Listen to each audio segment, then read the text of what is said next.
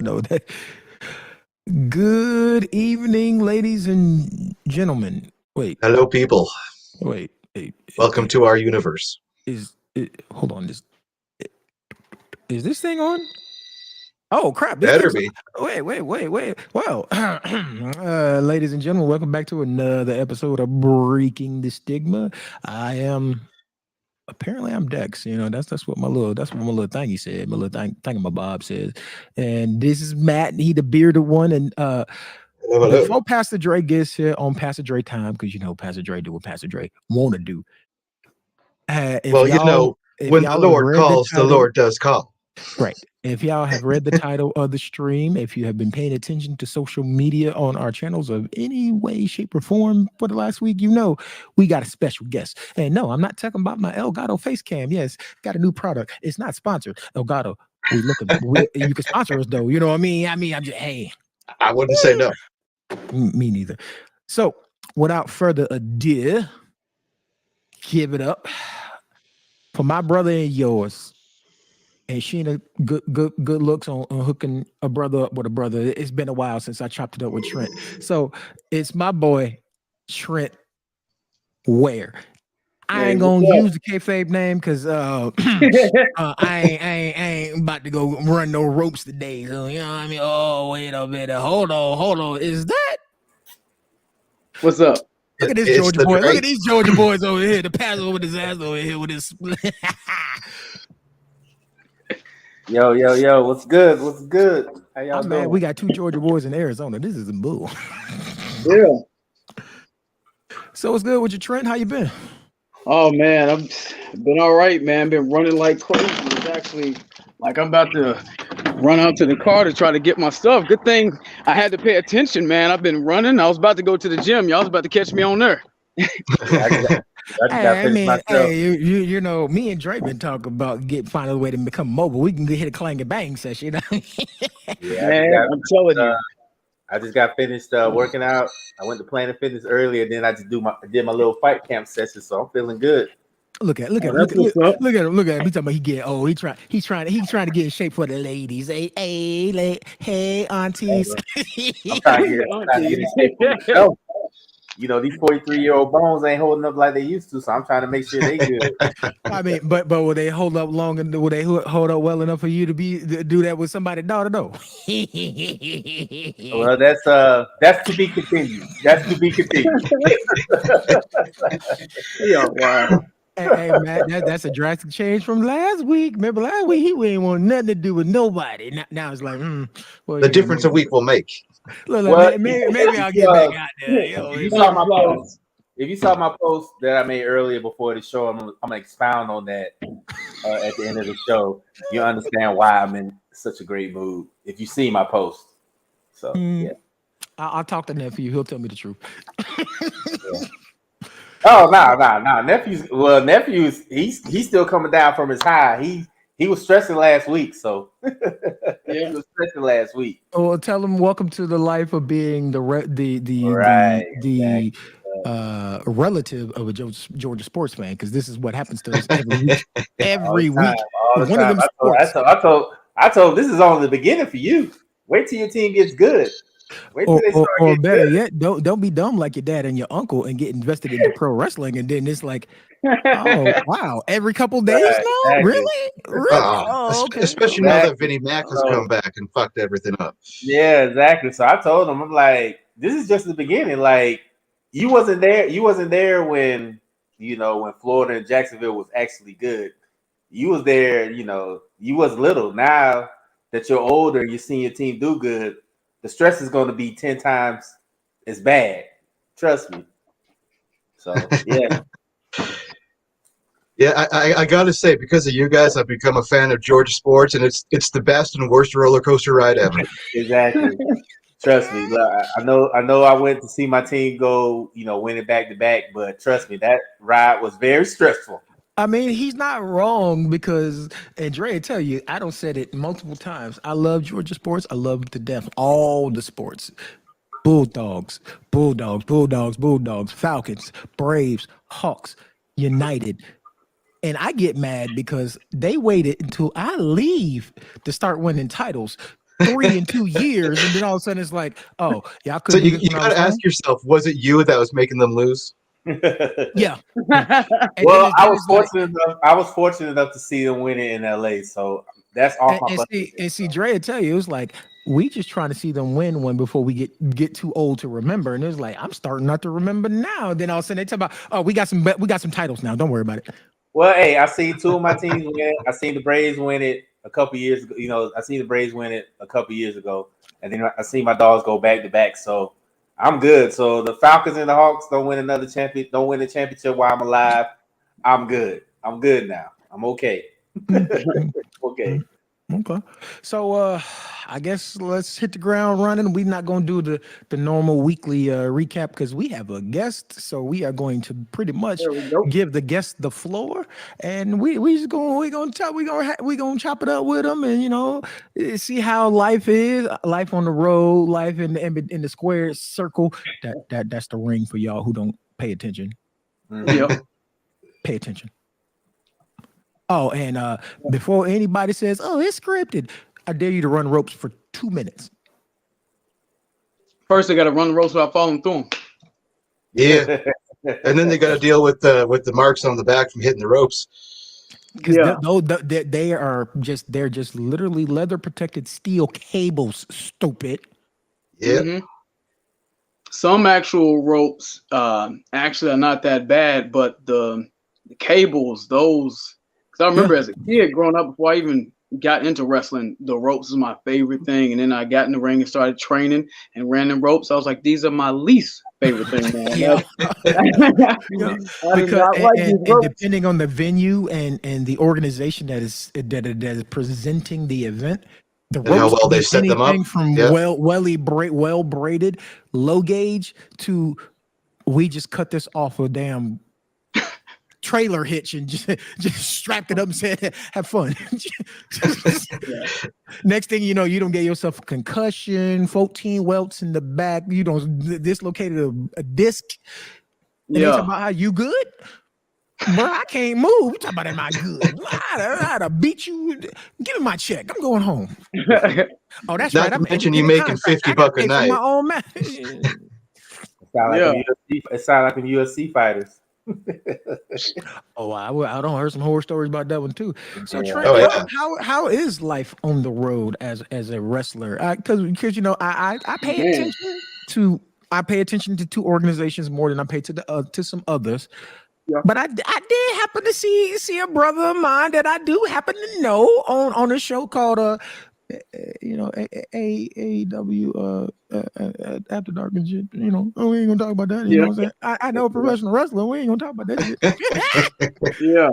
But at the same time, I know rappers. I know basketball players, baseball players. I work for the Braves, the Hawks, all of them. If it's a Georgia sports team, I probably work for them. If you don't believe me, I can go pull out my resume. I'll show you all my employee badges. They're in the car. It will be in the car. Yeah, my Braves badge is in my armrest. My Hawks badge is in my glove box. The Hawks badge on the back, I taped my Falcons badges they made for me for the one day I worked with them because I got a job with Team Store, and then the next day Brinks called and I was like, "You don't make 18 an hour? Hell yeah, let's go!" And if you work for the Falcons, you work for the United. Yeah. So I don't just talk about it because I love to do it. I actually worked it, so I don't been in the field. Y'all can't tell me. I don't know what the hell I'm talking about. Hell, I You just forgot left a one, job though. while I was working for the Suns. Suns badge, but I think that's in the garbage. Oh, I threw that one away. Yeah, I threw the Suns one away. Hey, I ain't gonna hold you, bro. I ain't gonna hold you. I ain't gonna hold you. They talking about they want John Collins, bro. You better give me the farm. You ain't getting JC. But yeah. But what's how wild, was that? man, is I'm How was that actually experience? the first AEW. Yeah. Oh man. Well, ain't gonna get too much of the nitty gritty, but it's all about the subject. First time I went out there, I was still dealing with depression and everything. I was 178 pounds. Depression dropped me down to 145. Oof. I was pretty messed up with everything, and as I went out there, They already had the card set, and I already knew my placement. But me and a couple other guys that I knew, time card subject change, time happens, and my match got cut. So I was out there. So I was in the crowd watching and stuff like that, but I didn't get to perform. And I looked at that as like a good blessing because one of my good friends, DJ Brown, he also wrestled. He was watching over me the whole time while we was out there. And he was like, it's good. It's a good thing that you didn't perform because the shows I was doing before that, I know it because I've done it for 18 years. So I know it, but I wasn't there mentally, emotionally. I was not there. And for me to actually go out there and the bed, that would have been bad. That could have ruined everything. So it was actually a good thing that my match got cut. And then I ended up getting another opportunity going out there and worked with, I think, Austin and Colton, the Gun Club. Yeah. And did great. Now I loved it. Everybody was nice. Everybody was cool. The environment was fun, especially down in Florida, man, because I'm in Kentucky. So up in Davis place. Orlando was a different thing. Seen some old faces I remember with Sanjay Dutt. I seen him. Trying to remember who else. Of course, Austin and Billy, because I did a seminar with them back in OVW like years ago. So they remember me from that. So it was relaxing and finally a great accomplishment to get this opportunity and actually do it. I had the platform, and what's actually good, I can't really spoil everything now, but I've already just went and got my blood work done today and getting my car ready, getting all the travels ready, and I just got to say, all I'm gonna tell you is congrats. So we been there. We happen to be well, besides Matt, but he's a Canadian moose, so I guess that counts. We people of color around here, so you know how we do. We have superstitions. We don't say nothing about the job until we start. Exactly. But we both know when you're doing paperwork and drug tests and that, usually unless some real glaring pops up in like the next 30 minutes, sign right here. Here's your badge. Yeah, exactly. Me? You sure? You sure? I'm not dreaming. I'm in the dough. Man, but it's good, man. I've been working for a long time, and that's just a side note story that was just funny. Why I remember Sanjay, and why he remembers me is it was in Sermo. I got to put him over because that's my brother. He's struggling right now, going through a lot, but he hit me up, was like, hey, it was like, I think like 6-7 years ago or something like that. It's been a minute. He was like, hey, you want to go do a show in Panama? It's Panama City, Florida, such and such. What do you want to do? I was like, all right, cool. Yeah, I want to go. And any other time in the business, it's okay, how much you getting paid? How much this and how much, like they always ask questions, but he knew me. He's like, I'm going for it. And me, I didn't think nothing through. I didn't think about my pay. I didn't think about who I was wrestling. I was like, I need a car. I need to get this. I need to go ahead and get down there. You saw the name, heard the offer, and dropped everything. It's time to go. Yep. I was like, all right, cool. Let me go ahead and get this set. Yeah. Let's go. Drove down there, and we was doing the seminar. And Mo, he had my back, of course. I was like, I don't have enough because I already put so much in the car. And Mo's, I swear, this is him. He was like, go get in the ring. Go do a seminar. I ain't got the money. Go do the seminar. I don't get in the ring. I'm like, okay, cool. But after knowing him so long, as soon as I hear it the first time, I know, all right, cool. And then come to find out, he covered it for me. And I did the seminar, and Sanjay was in the ring training with everybody. I wish I could remember the promotion. But it was a ring full of I think at least 17, 18 people. And nice. As everybody's going down the line, I think he said, name, I need your name, how many years you've been wrestling, and something else, which I can't remember right now. But everybody was like, name, wrestling 5 years, but took 3-month break or this break and this. And like everybody kept going on. And eventually he gets to bar like the 11th person. He's like, okay, why is everybody taking a break in wrestling? Like, what are you doing? And he kind of went off on a tangent and kept going, and everybody kept going and on about a break. And I think I was like maybe the 15th, and I said my name, and I can't remember the years then, but it was probably like maybe 11, 12 or something like that. And I said it, and I said whatever else I needed to say. He had that look on his face, just like, okay. And I was like, I didn't take a break. And he started applauding, and then everybody else, he had that look like mother clap, applaud, and then everybody else starts applauding, and I could just immediately see everybody's face going, "Oh, this dude's cool." Like, F this dude, man. I don't like him no more. It was just, I could just feel the pressure, just like, oh man, this ain't looking good. And you know how you get in situations where you're not really the teacher's pet, but they respect you and they call on you to get the job done. That's what he kept doing the entire time. So as I'm like the new guy here, I'm like, man, these dudes is gonna hate me. I'm gonna find some shit in my bag.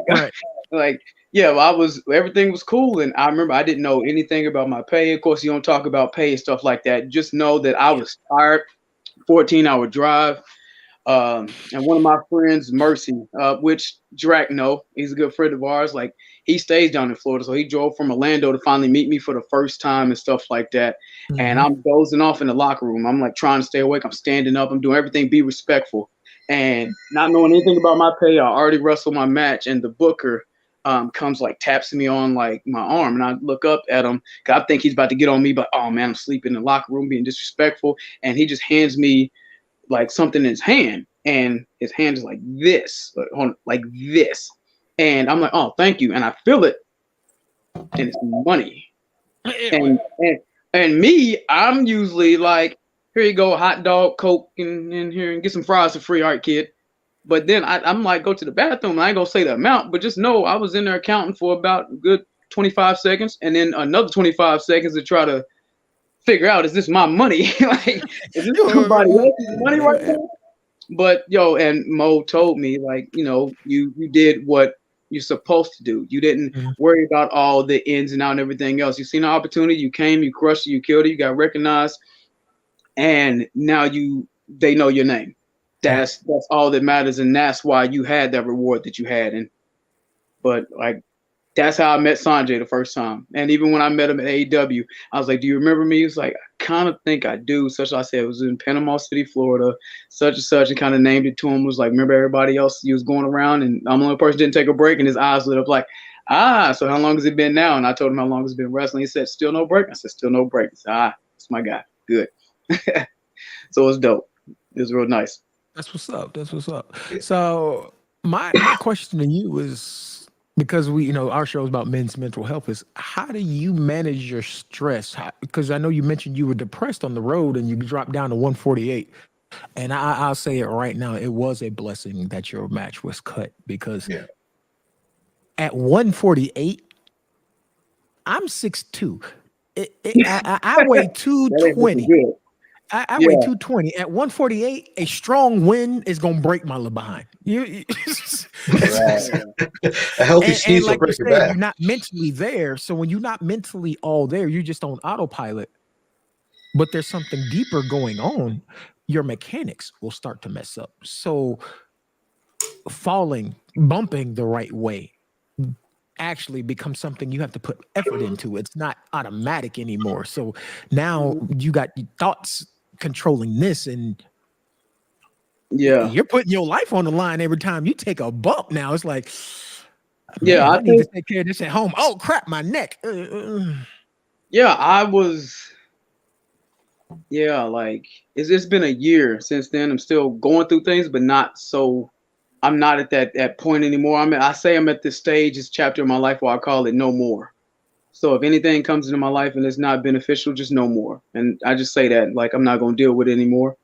And it was rough being a man and not wanting to cry around people, or not wanting my daughter to see me cry. And people tell me, like, she needs to see you cry to know that you're not a damn robot. She's got to know that you're human. And it was the one things that was really breaking me is with the separation, the cheating that happened, and everything with seeing my daughter go through. Um, like I remember I was on the couch and I was laying down, and she was like playing down on the floor in front of the couch, and I was just looking at her and just thinking about how her life is going to be so different now, and the other person does not care, just partying and clubbing and that's everything. when it like hit you like a sledgehammer. It was just like this. Yeah, and I remember Yeah. I was crying quietly, and the tears were just rolling down my face. And me, I haven't like my mom passed away in 2017, and she passed away in February. My birthday was in March. Layla, my daughter, was born in April. So immediately instincts to be a man kicked in. It wasn't no mourning. I didn't get that time to mourn. Yeah. And I did everything I could to provide for the family. And I'm thinking all this is gone and everything's hurting. And I haven't cried since my mom passed away. And that was a time where I cried. And I remember Layla was playing, but she kept looking back at me, checking to make sure I wouldn't sleep and stuff like that. And I just remember her whole emotion, her face changed. And she came over to me and wiped my tears away. And I'm trying not to let her see it, but she's like, she's 5. She was 4 at the time, but she's like, Dad, don't be sad. Don't cry, Dad. It's okay. And then hugged me, talking about she loves me. I'm like, you little chump, like you making me cry. One thing about kids, they know when somebody's hurting. That's the one thing about kids. Man, look, bro. I have a 16-year-old, and we joke a lot and everything. And Dex will tell you, even Matt will tell you. But he knows when I'm going through something. He'll make it don't even have to be something major. It'll be like a joke that we shared, and all of a sudden it just lifts my spirit. So kids definitely know when their parents or somebody they love is going through something, because it'll just be something innocent like, Dad, watch this dance, or Dad, watch this, or something like that, and we'll just be like, we'll be like, well, why is he doing that? But in hindsight, it's like they know. They know. Yeah. My kids are the same way. They're 18 and 19, about to be old and older, because they don't turn into bossy. And anybody wants some slightly slightly used not exactly adults, but not exactly teenagers no more. I'm about to send LP up to Canada with his uncle so he can. I'm about to send your nieces up there too, Matt. Put them to work. They can all be lumberjacks together. Like, you got to go with your Uncle Matt. He about to toughen you up a little bit. They can be a lumberjack and 2 lumberjills. Get them to work, man. Yeah. I don't mind that. I can put them to work. Please do. Toughen them up. No. Wait a minute. They'll come back knowing more stuff that they don't need to know. We might have to think about that one. They may be really good gardeners when they get back. I'll say that much. Hey, whatever helps. But I say that my kids, for some reason, they won't necessarily show that they're both daddy's girls up front, to where it's like when I'm around, they don't necessarily show it. But when I'm not at home, Kim tells me all the time, first thing they ask is, where's Dex? Bruh, I went to the bathroom. What the hell you mean? Where am I? And then every time I'm feeling bad, one of them just, hey, what are you doing? I'm playing a game. Give me a hug. Goes back to that bond. It just goes back to that bond. Like, bruh, I'm watching anime. I want a hug. I'm watching. I want a hug. I'm not leaving until I get one. Right. It goes back to the bond, because. And then inside, it's like these little heifers know exactly when to say, "All right, Dad, you're giving me a hug, and I'm not letting go until it comes out." It always goes back. It always goes back to the people that I've always said they are the most realest people on this planet are children. They are. Because as adults, we always say one thing and do the other. But kids are like the most, I always say it, the kids are the most realist people on this planet, because when they like you, they like you. But when they don't like you, they'll let you know they don't like you. So and that's what takes the childhood away, I feel like, is us conditioning to them, because we all know we've had that situation with our kids where it's a situation where they shouldn't be saying nothing, but they could just be like, Dad, Why does he look like that? Like, don't say Right. that because they so real about it. Like, you have to condition It's them. true. Like, And it's He's always not in the middle of the lying. damn He's not store. You lying. just be like, He's not lying. Like kids are brutally honest. Like, you know Yep. that meme they say that if somebody says you're ugly, they might just be playing with you. But when a child says you're ugly, you're ugly. It's the fact. It's fact. It is fact. I'm gonna It is put this fact. one out here. This is a story that only a few people around me know. It's But fact. my kids are so factual and savages that before we moved into our apartment in Atlanta, before we came here, we were staying with a friend, right?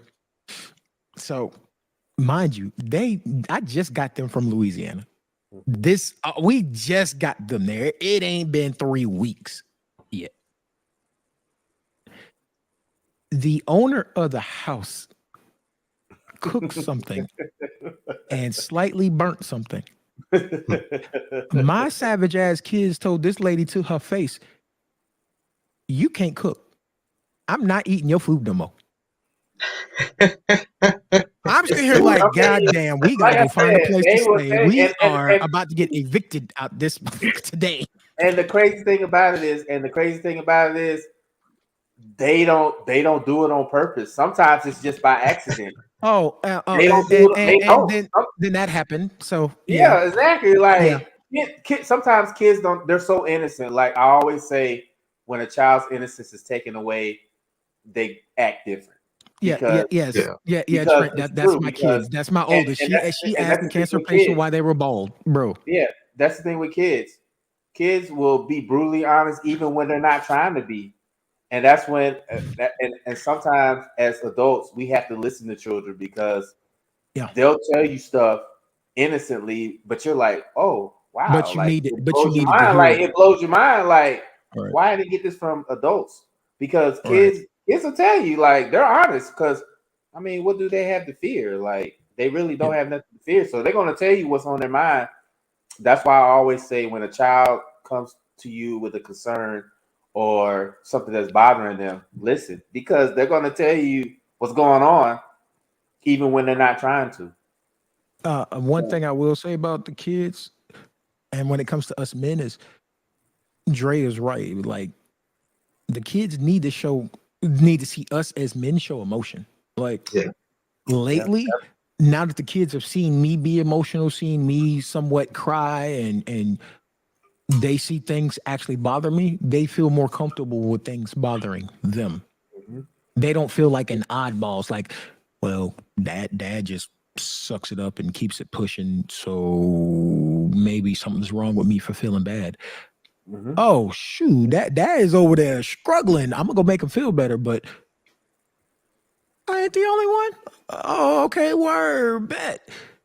Wait, I seen dad struggle, so maybe when I'm feeling bad, I can go talk to dad and he'll understand. Mm-hmm. Yes. It's different.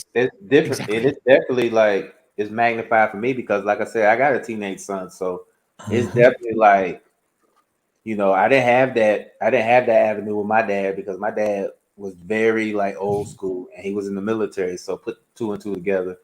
So I'm trying to break that cycle with me and my son because I want to give him that avenue to be emotional because I don't want him to be like I was his age where I was like, you know, should I be afraid to mention anything because all we heard is like that, basically like tune it out and be like, okay, well I feel this way, but I'm gonna feel this way because that's how I was taught to feel. Right. Yeah. So yeah, I'm not trying to do it with my son. I want him to have that whole spectrum of being how he express how he feels because then we can work through that. You know what I'm saying? Like, and I think that's plaguing us men, especially us black men, is plaguing our society because we're trying to teach our sons to be tough like we were, and that's not working. It's not. Yeah. And because, and I hate to say it, but because of the way we were raised is a direct correlation on why. And I don't want to just throw all of us up under the bus like that, but that's the reason why our society is as fucked as it is now. I'm trying not to lose our monetization, but it's probably already gone. So, but yeah, but that's the reason why I'm sure YouTube will compensate us for our 5 cents that we're getting right now. touche. It's gonna take 3 months, but touche. Yeah. We'll do it now until we get to like $1.50. Then we gotta have to calm down a little bit. Right, but I mean, the way we were raised is why society's so screwed now. Because, like you said, Dre, we were so taught to be tough. We were taught to just suck it up and keep pushing. That no matter what's going on, you just you keep it inside and you push. And so instead of being able to express yourself, be emotionally stable, as I was taught by my therapist, be emotionally stable. And instead of being emotionally stable, you're emotionally unstable. And science has already proven, as humans, we fear what we don't know. Yeah. And we don't know. And to add on that, we respond with the emotion we always been taught, and that's anger. And violence. Be violent, be angry, be resentful, be bitter. That's what we were taught. All the other emotions that we have at our, well, I wouldn't even say repertoire, but every emotion that we have inside us that we should be using, we are told and shown through TV, music, movies, everything, that these emotions is not for us. They're for women. Right. We can't do this. And that's definitely something that's as fathers. Well, Matt up there's a damn grandfather. Matt is an uncle. He's a granddad. He's an uncle. He's a brother. He's all that. Like he's everything. I have to watch myself because fear leads to hate. Fear leads to anger. Anger leads to hate. Hate leads to suffering. I ain't trying to hate on the man, but he got grandkids. You know what I'm saying? I only got 2 grandkids. Matt is like he's one of those ones where he'll tell us about. I'm trying to be head of the table, but this motherfucker got an extended table. He like, I had to put slats in mine. Matt's like one of those ones where I don't have kids, but I will help you with your kids. Like he's one of those. Like, and then adopt everybody else's kids too. Exactly. Like, I got 30 of them. So I talked to Matt. I said, "Hey man, I'm gonna send LP up there to Canada for the summer." He's like, "Send him." I was like, "Oh, okay, do it." Yeah, he told me the same thing about the kids, but then I thought about it, I was like, "Nah, this Matt, they might not come back." Oh no, might be like, "I'm cool up here." Back, but they may not want to go back to the States after living in Canada. That's the problem. That's what I said. I hurt myself and not have to pay $30,000 at the hospital. I'm staying. Yeah. Right, you get public health care and an education. Yeah. LP might not come back because as soon as you say Xbox and video games, he might be like, "Dad, I'm just gonna stay up here." I'm like, "Well, I'll come visit." Oh, he'll be playing Xbox with Matt every day, talking about, "Hey, bro, get on." Yeah, fine. I'm loading up. It's good to have a circle like that. It's definitely good. Yeah. It's definitely good. So. But we as society, like we were saying, is we're angry by nature because we're wired to be that way. Because our dads made the mistake of teaching us what their dads taught them, which was. I would like to say not wired, programmed. Yeah. More like addition. It's more like addition to me. True. I like that. Because we are programmed. Yeah. I won't say we're hardwired because if we're hardwired, then there ain't nothing changing it. Exactly. We are programmed, and we can be deprogrammed and reprogrammed for something else. But as Sheena said, we're toxic by nature. We don't want to be reprogrammed because we're creatures of habit. There's a thing that I watched, and I actually sent it to my girl about it. It was you get on Instagram, you see certain things here and there, but it was one thing that said, as a man, a lot of times with vulnerability, a woman has one time to make a mistake or disrespect that vulnerability, and that man is never going to open up again. And I seen that video, and I did want to just be getting on. Like, yeah, he's right, but yeah, Yeah, because he explained it even more. Like we all get to that point. It's like, oh, how's your day? Oh, it's good. It's fine. Knowing it wasn't fine. Knowing it wasn't okay. I was like, yeah, that's but I didn't know that's why. But him breaking it down, I'm like, yep, that's that's us exactly what because happened. I've seen it. I've done it myself. Is for some reason with the fellas, me and Dre, me and Matt, we don't butt heads all the time. But my trust has never disappeared when it came to these two. Yeah, I've had women to where everything is fine, and then one day, the one thing I was finally intimate with this person about, they betrayed it, and it's like never again, never again. How was your day at work? Cool. We get along like You that, hungry? Dex, because we all respect each other and we agree on the big things. We're going to disagree on the small things, but when it comes to the big things in life, we all are on the Is that same the Doge? page. Was the Doge walking through my screen? yeah. Hey, get off the couch, ma'am. Just look, FYI, don't drink a lot of water during your podcast because I had to hold up for about 30 minutes. I swear I got a big old thing right here. Look, you see me? I got like this big old jug. I'm trying to drink 64 ounces, and boy, I was trying to wait till the end of the podcast, but my kidneys was like, bro, if you don't go, we're gonna make some noise, so I had to go. Oh boy, can't hold it like you used to. Well, welcome to Breaking Stigma, bro. This is what we do. I'm about to be 43 years old, and my kidneys and my bladder ain't like what they used to be. They like, bro, you better go, or this show's going to end pretty quickly if you don't. Yeah. Oh man. Yeah, but I do agree that we do have a programming issue because, and I fondly, well, I can't say fondly, but I can remember growing up with my grandfather and my uncle and my aunt because my mother was overseas serving the country. So I remember seeing my uncle and my grandfather literally go out there and basically fist fight whenever they had an argument. That was how they settled it. Violence. It wasn't talking. It was, I'll bust you in your chest. Well, man up, then square up. These dudes out here fighting again? Ain't no cold ones around. Ain't no red. Ain't no Schlitz. You know, you're Schlitz malt liquor. You know, with the blue bull. Yeah, ain't none of that. So they just they're going out there to talk. This is how they're gonna express themselves. They're gonna beat on each other. Mm-hmm. So somewhere in our nature, that's the first thing we do is we'll speak a language that's universal. We'll just start punching each other. Yeah. Oh, I hit him. He hit me. No one's listening. Well, fine then. May the best man survive. I was sure. You ain't killing me. I kill you. You got something I want anyway. So now we shoot each other. Yep.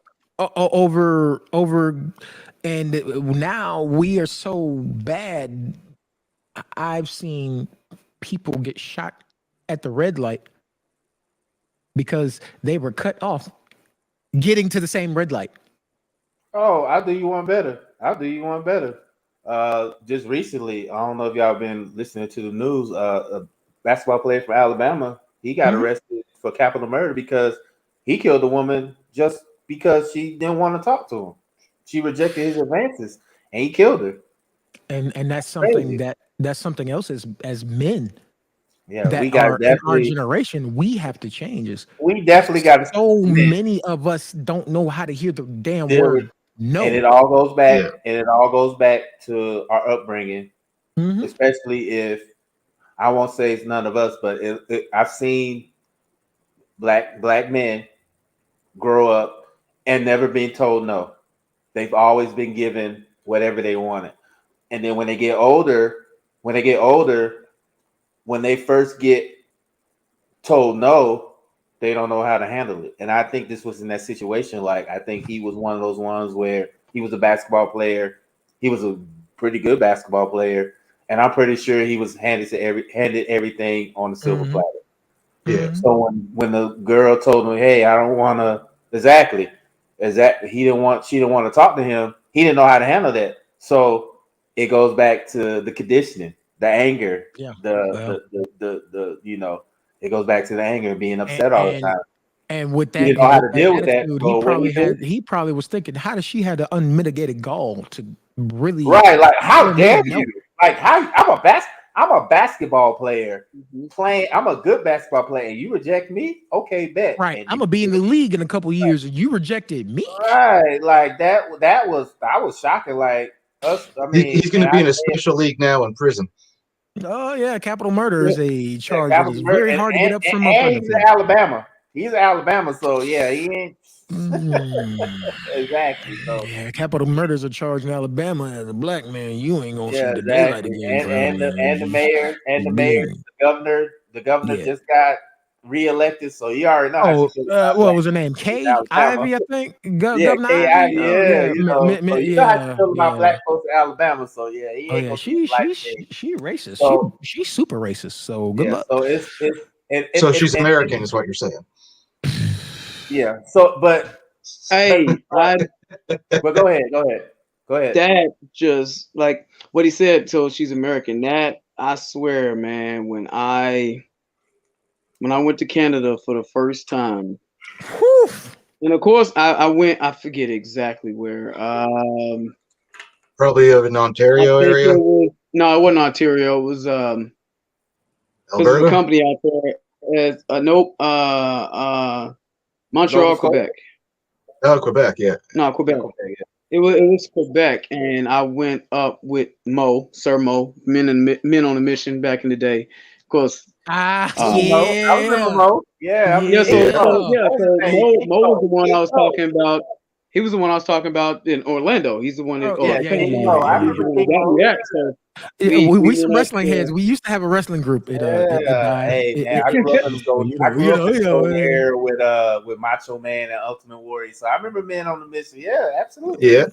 Yeah. So I went up there with him, and I remember everything was cool, everything was fine. But I remember on the way coming back, I swear it hit me because I'm give the age out here. I'm 35, and growing Oh up, man, You're you I young was. still. Yeah, you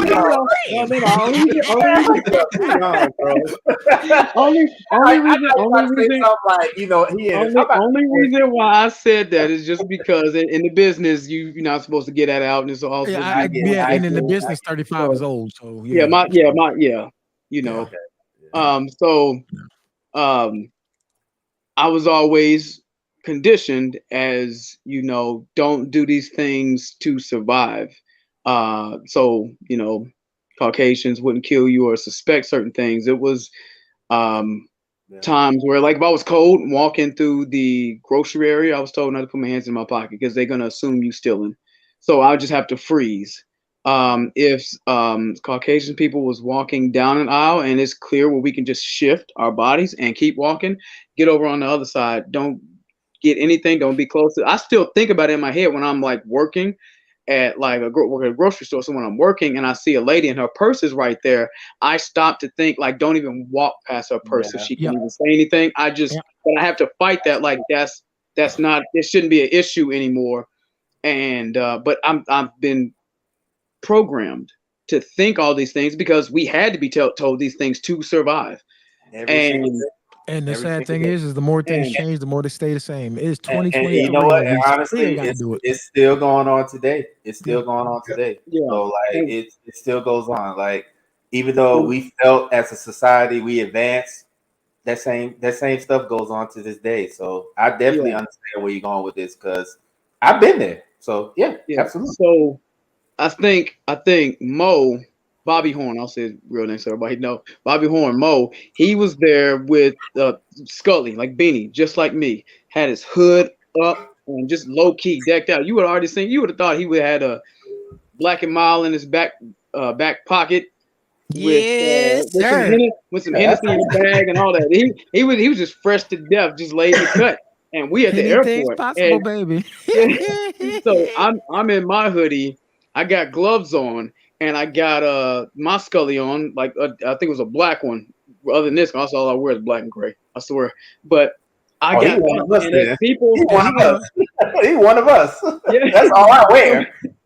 So as people, as I surveyed the situation, and mentally in my head, I'm thinking like, he looks this way, I look this way, look like straight thugs, and and all this stuff, and look at me, I'm messing up the phone real quick. My bad. Y'all still there? No, you good. You All good. You good. But I mean, you was just giving the lady something to look at. Don't worry about it. That's all he was trying to showcase on the show, like, yo, like, you know what I got on. You know, Drake cooks, mad to get you in the clouds and trying to give you something to look at. We got a whole show over here. I'm just the host, you know. I'll gaslight y'all to death. I got the shag. I usually get my haircut today, but I got the shag today, so I'm shagging it today. Yeah. Oh, yeah, that but means we get you the full black Nike jumpsuit. You know what I'm saying? It's time. Now, Hey, look. Hey, 2025, I'm wearing that to my son's graduation. So, you know, already, you know, I'm ready. So, I'm sorry, nephew. As we were at the airport, just sitting there, I surveyed the situation because I'm like, man, he looks like this. I look like this, man. We just sitting here. Everybody's going to be questioning us or just looking at us and all this stuff. And as people were walking by, it was just like the casual, oh, hi, making eye contact, kept walking. And I mean, like all races, like I think it was Indian lady, Mexicans, Hispanics, blacks, white, all just walking and just, you know, waving and making eye contact and this. And I was, I said this in my head, I swear. I was like, I am the most racist person right now in this damn airport because I am being so racist to myself and to him, and ain't nobody bothering. He got his hands in his hoodie. He ain't nobody at an airport now. Ain't nobody tripping about nothing. I was like, this is insane. How we're so conditioned to think all this other stuff. But we're conditioned, Dre, because we have to be, because me, you and Trent, we've all been out of the country, and he's right. When we're in America, we look like a suspect. When we are overseas, it goes back to what cool. Where you going? Where you going, bud? I'm going this way. I'm going that way. You take care of yourself, bud. You too. Thanks. But it all goes back to him explaining his story, and I'm about to bring up probably trigger me a little bit.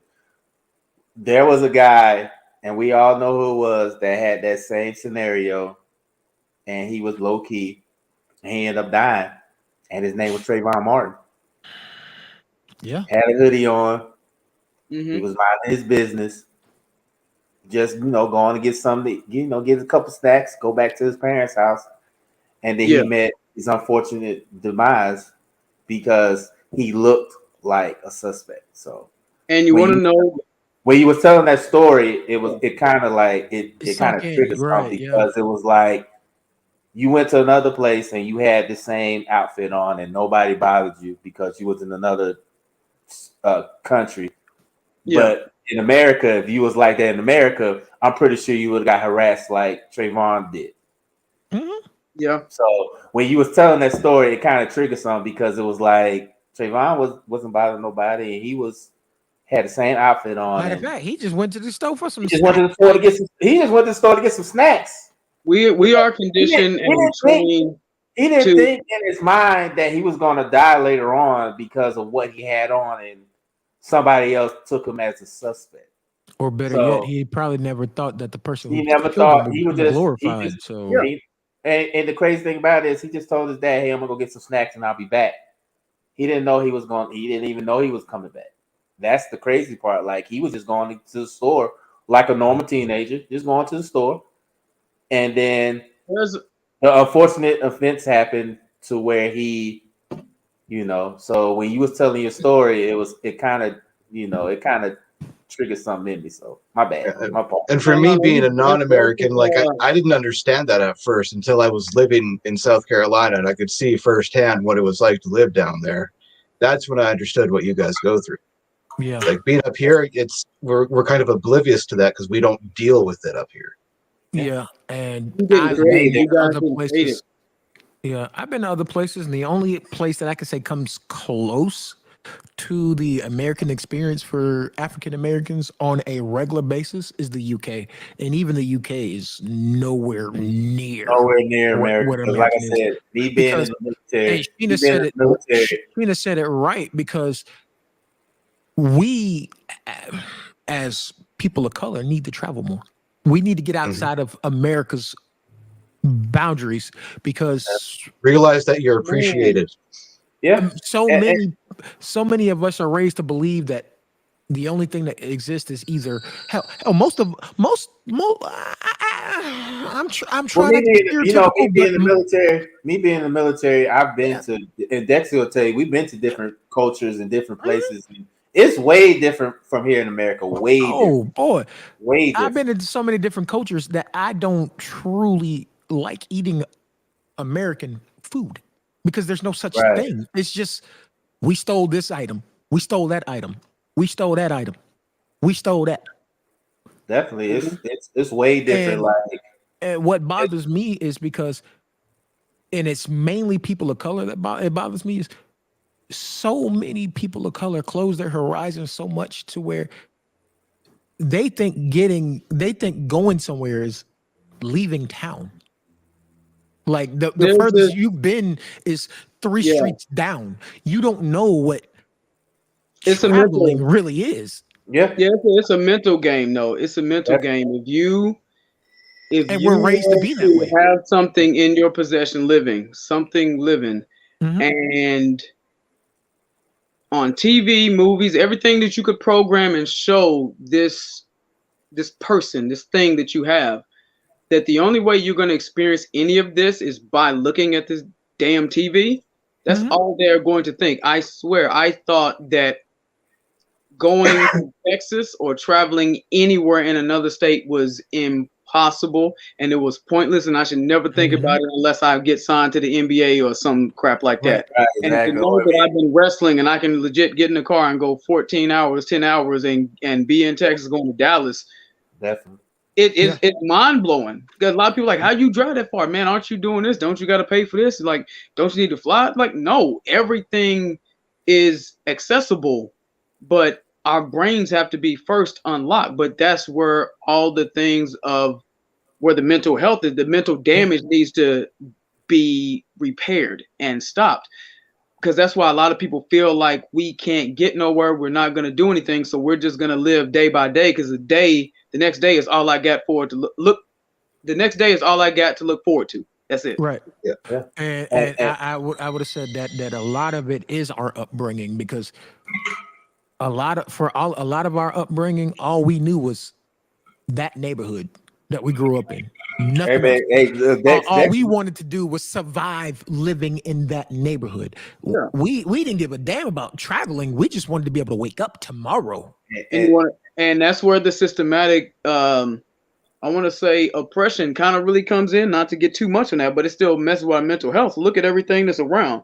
One of my my favorite rapper. He's from Houston, Texas. K Reno. He's an underground rapper. He puts on it, and he said in one of his songs, if you look at a CVS, I bet you'll see a Walgreens. Start doing it. You'll see it every time. You'll see the Family Dollar store. And he's not wrong. You'll see everything else that you need. You got the Waffle House too. You see like all kinds of stuff. You got the Waffle House. You got the gas station. You got the mom and pop store. You got the Family Dollar, Dollar General. So you got everything else that you need. You got the Walmart. You got everything else. So when you got everything in your cage, why leave your cage? He's got to go outside. And Dexter tell you, we from the same city, Columbus, Georgia. So it's wrong. Like, and Columbus, Georgia is like that, but it's in 4 different subdivisions. And the best thing that my parents told me when I was at that age to leave Columbus, and as much as I love my city, as much as I love Columbus, like I'm C-Town down, like I'm Georgia down. Yes, sir. That was the best decision for me to leave that city, because either I was going to be dead or in jail. Yep. And to go back, I go back and visit because my parents are there. I'll go back and visit. But to see my homeboys and people that I associated with still doing the same stuff in the same circle, it was the best decision for me because now I'm in Phoenix. It's a dream deferred, and you just It really is. And somebody said it was a life hack. It was a life hack. Leave your hometown for a little bit. Now, if you got roots in your hometown and you're doing what's best for yourself and the community. Yeah, now by all means, stable in your hometown, then it might be best to stay. Yeah, by all means. But for everyone else, but everybody else that's not like doing anything there or doesn't have, they're facing a dead end, leave town. Because trust me, I've been out here in Phoenix for about 10 years. And then, the Navy has moved me from here and there. But now, I've settled down in Phoenix. I got a great job and, I just bought a house. It's been great for me. Like, it really has. And I think that I wouldn't have this sort of success if I would have stayed in Columbus. No. So you probably wouldn't. I wouldn't have. I would have fell into the same trap that I seen my people that I associate with. I would have fell into the same trap. So Columbus is that cage that Trent. It's that cage, like Theo was talking about. It's that cage. Like everything's there. Like everything's there. Like why would I leave? I'm not gonna lie to you. I have lived on every side of Columbus, Georgia. Yeah. And they are 4 carbon copies of each other. Yeah. And they all are the only reason why people say in that cage. And the only reason why people say they don't want to leave is because Atlanta's right up the street. That's it. That's the only reason why they don't want, because Atlanta's right up the street. So it's like, but so you a pretty life that's right up the street that you can't never freaking go to, or you can't be there. But and that's the one that kills me. That's the one that kills me. I'm a leave town. I'm gonna go to Atlanta, bro. You've been saying that for 10 years. Right up the street, bro. And then if you do go, and then the crazy thing about it is, if you go to Atlanta, it's right up the street. It's not like, okay, I'm gonna move. Where you gonna move to? Atlanta? That's right in the street. I mean, my first move from Columbus was to Atlanta, but it wasn't like I was just like, I'm gonna change my life in Atlanta. It was not. Nah, I just wanted to get away from Columbus, but I wanted to leave Columbus, but still be close enough to visit Mama if I wanted to. So Atlanta worked for me, but I've heard so many people talking about, I'm gonna leave. That's been 10, 15 years. You're still in the city. You're still in the city. Like you're still in the state. Like me. Like when I moved. Like when I said I was gonna move out of Columbus, I did my Navy thing, and I was all over. I went all over the place. And then I finally settled being down. Somebody who spent 20 years of my life in Atlanta, true. Kim is right. Atlanta ain't a flex, bro. It's not the flex. It's not. Everybody talking about, I'm gonna go to start my life over in Atlanta. For what? Yeah, we fool. Go home. Yeah, like we don't need you here. Like I said, I'm in Phoenix. Like Phoenix was not on my list of a city I want to stay in, but Phoenix has been good to me for these past 10 years. So I mean, come on, like now, y'all know tell the truth about home. Come on, I love Atlanta to death, but Atlanta ain't a flex. It's not. No, like I said, I love. Like I said, and it's always the out-of-towners, the ones that's causing trouble in Atlanta. Like I said, I'm ATL. Like I said, I'm C-Town down. Like I love my state. I love We've been for 15 years, bro. Y'all go home. Y'all go home. It's the fact of the matter is, I'm out here in Phoenix and I'm doing my thing, and it's a lot more like it's a lot less hectic because I got away from all the noise. Okay, I got away from all the noise. So noise. So that's a good point. So Trent, how do you manage the noise, but also still be able to switch gears and be dad? Because that is the most important job that we do. Yeah, that's real easy for me because dad comes first. Everything else comes second. Like I want to make it in wrestling. I am going to make it in wrestling. I speak it into existence. And wait, what you mean? You want to make it, sir? You are making it. You are doing your thing. I like to stay humble. Hey, all I know is when you pop out on Raw excuse me, or sir, SmackDown, you are a professional. I almost called you a sports entertainer. Just at Vince. You are a professional wrestler. Sir. You cut promos on a regular basis. Ain't part of the job description, sir. Hey, all I know is if you pop out on Raw, SmackDown, AEW, I'll be like, we had him on this show. We had him on the He's show. already been on Exactly. AEW. That's what I'm talking about. He knows that Humble ain't part of the job description. And if he can figure out a way to drop our name, our show name into a promo, I won't say no. I won't say no. Right. Yeah, you go ahead and get it big. We're gonna change the name. Breaking the stigma with Larintiz X. Hey. Yeah, man, I got you. Welcome on Tuesdays. We just here. Hopefully we have the t-shirts by then. He could wear one of the t-shirts at his promo and be like, yo. Hey, look, and every week is like, I just work here. You know? Absolutely. That's good stuff, man. I hope, man, like they said, speak it over yourself, man. Yeah.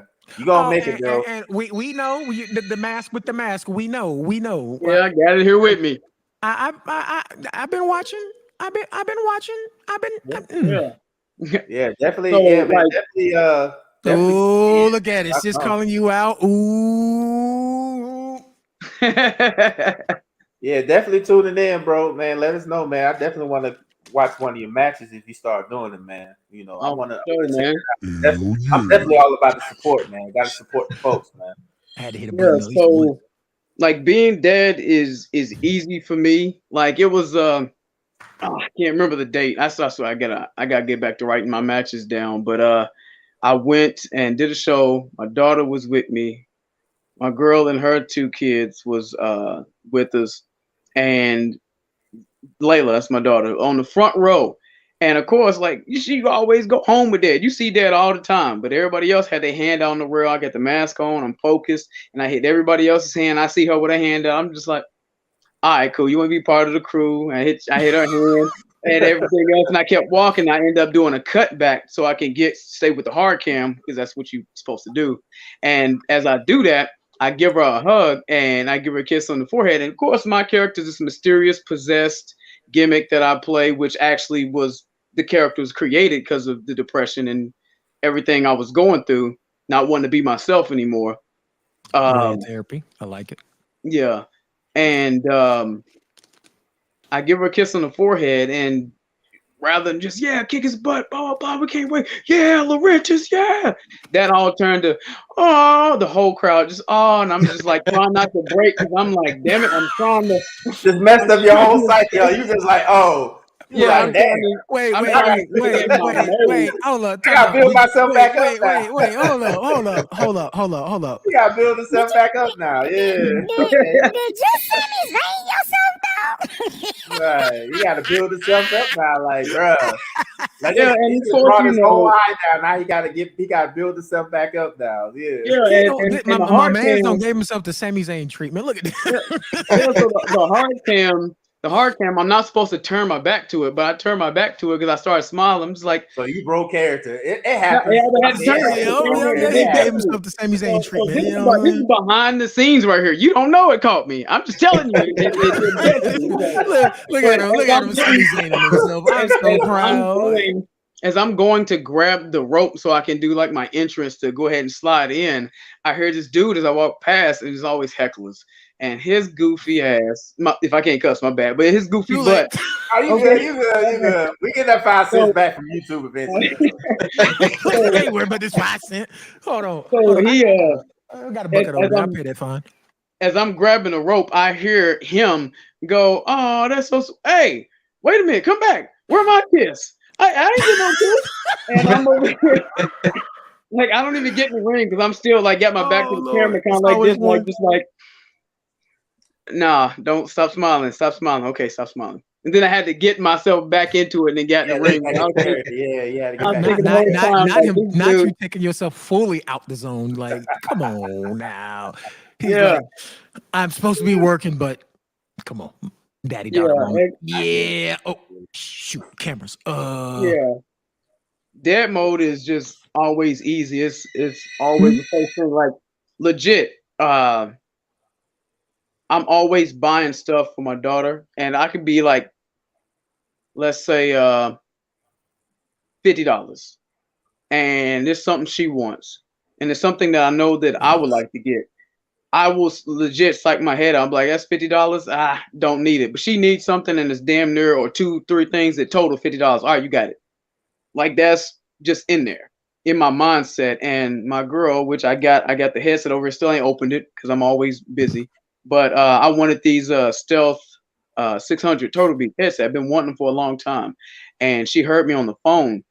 And as I'm shopping, I'm like, I want to get this, I want to get that, but man, I really want to get these headsets. And I put them back, and I think they were like 70 something. And I bought almost 100 and something, like clothes, shoes, this toy that Layla wanted, all this stuff. But I struggled with just buying a headset that I wanted. It was $70.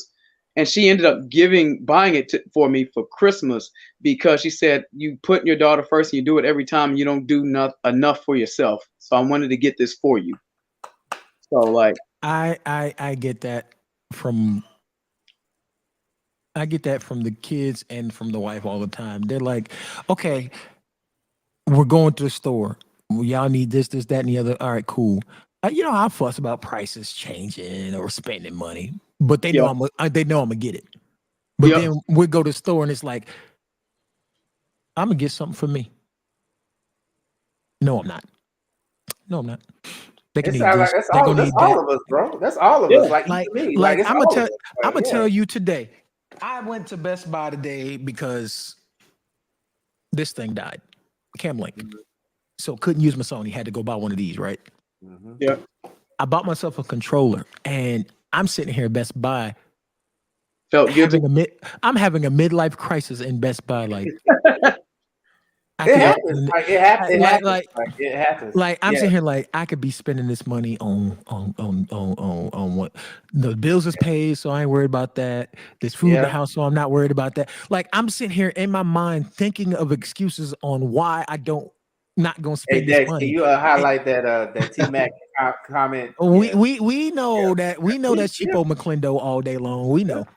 Hey, I gotta make sure everything else is taken care of before me. So, but in 2023, I ain't doing that. So, I've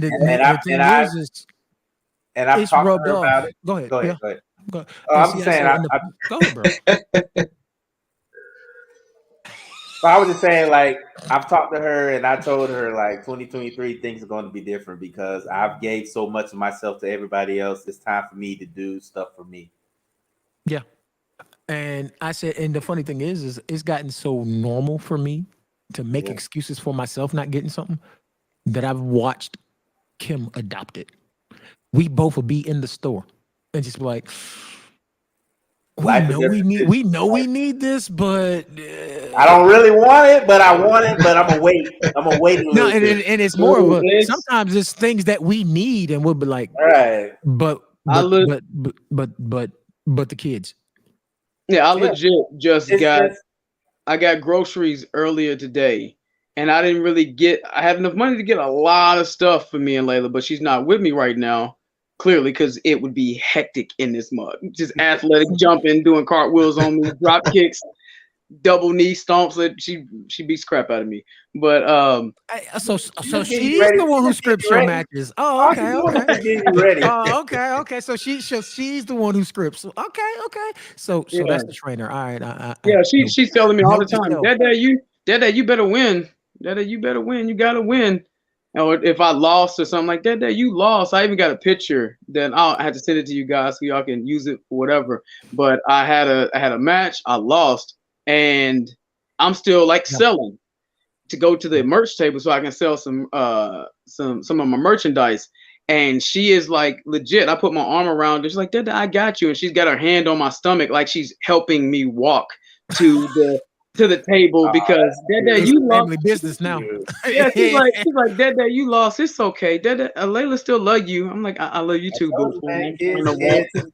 It's a family business now. Look at her. Look at her. Look. They're so innocent. Kids are so innocent. It's so amazing how kids are. They're just so innocent, and it brightens your day when they can do that. Like it really does. Yeah. Like it does. Seriously. And for us, that brings us to the point that me and Dre are already at that stage to where we're having to learn how to be. We had to unlearn a lot of things. We're having to learn how to be individuals again because for me, it's been for the last 6 years. For Dre, it's been for the last 16 years. Every move we made was parental based. Yep. So I never did anything for me. Kim It, never it did felt anything weird. It for really her. felt weird. It felt weird because I felt guilty for doing stuff for me because I was like, well, damn, I'm doing stuff for me, but what about everybody else? So it felt different. Right. Yeah. Like there was a time right before we left Atlanta, right? AEW was there. You know, Cody was still in AEW. That's how long ago it's been. Yeah. I went to that was the last event I went to before we moved away from Atlanta, right? And I felt bad the entire time. I'm in the crowd.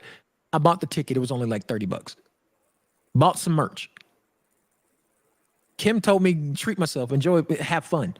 You don't do much. I felt bad the entire time. Dude, I know exactly what you're talking about. I'm a big fan of Predator, the movie. Got to put that out there. Ain't trying to get y'all fired. But Predator, Oh, I know what the you got to say. movie, like that. If it's about what you're about to say, I'm right there with you. Yeah, so like there's I've been collecting the figures, and of course, once I say this, everybody gonna be like get a little controversial. But my favorite one is the second one with Danny Glover. Everybody's like, that one ain't that good. That's my favorite. Part 2. And now I think NECA figures or whatever, they're creating like the ultimate, I think 30th year anniversary edition. And I found one of the Predator figures, because what they're releasing right now is all the figures that was at the end of the movie. If I spoiled it, I apologize. But you see more Predators for the first time. And that's what they're releasing. That's what they're releasing. Like you said, it's been 30 years. If you ain't seen it by now, you're probably too young for this show. Yeah, exactly. So like I found it, I bought it, and was like, man, I can't wait. And I still got other ones I'm collecting, but I'm selling them so I can get more money for my daughter. And I'm like, I don't need this, but I want to get it. This is my favorite one. And a friend of mine, Brittany, she was like, don't turn it in, don't sell it again. You got it for yourself. It's okay, it'll be all right. The very next day, I kept the receipt, turned it in, and got something for Layla. $30 right there. I did that. I don't have it no more. I just legit don't. But like this sword right here, anime, right? I bought it at the mall. I got it home. I looked at it. I was all happy and everything. And it was like the next day, it was like, "Hey, babe, I'm about to take the sword back." She just looked at me like, "What?" Yep. She's like, "Yeah, that money could have went into the gas tank or something." She's like, "Babe, you work. You bring in an income. I bring in an income. We're fine. Keep it." No, you and the youngest are vegan. Menu expensive. Stop making excuses. It's fine. You wanted it when you bought it. I was happy that you bought it. Put it down. Is this woman over here fussing at me about actually buying something? I feel like if she come in that house and my sword is not in that spot where it's supposed to be, you about to get your kneecaps broke. You mean if she comes downstairs? Yes. Yeah, exactly. Yes. Where that sword at? I'm getting it clean. It better be back here by 3:00. Matter of fact, we were going, like, when we first got here, right before I got the job with the Suns, we were going through some things. I was like, babe, I'm gonna break down my computer and just sell the parts. I'll make sure we make it. She's like, you take one damn thing out of that case. I was like, oh wait. She looked at me like a church grandma. I'm gonna go sit down now. No. She said, I watched you pour your heart, your soul, and your passion into building that thing. Tear it down if you want to. I don't know if that's permission or a challenge. Oh man.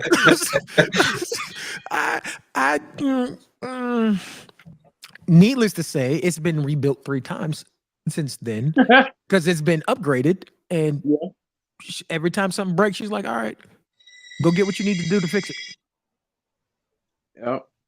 Are you telling me to buy parts for my computer?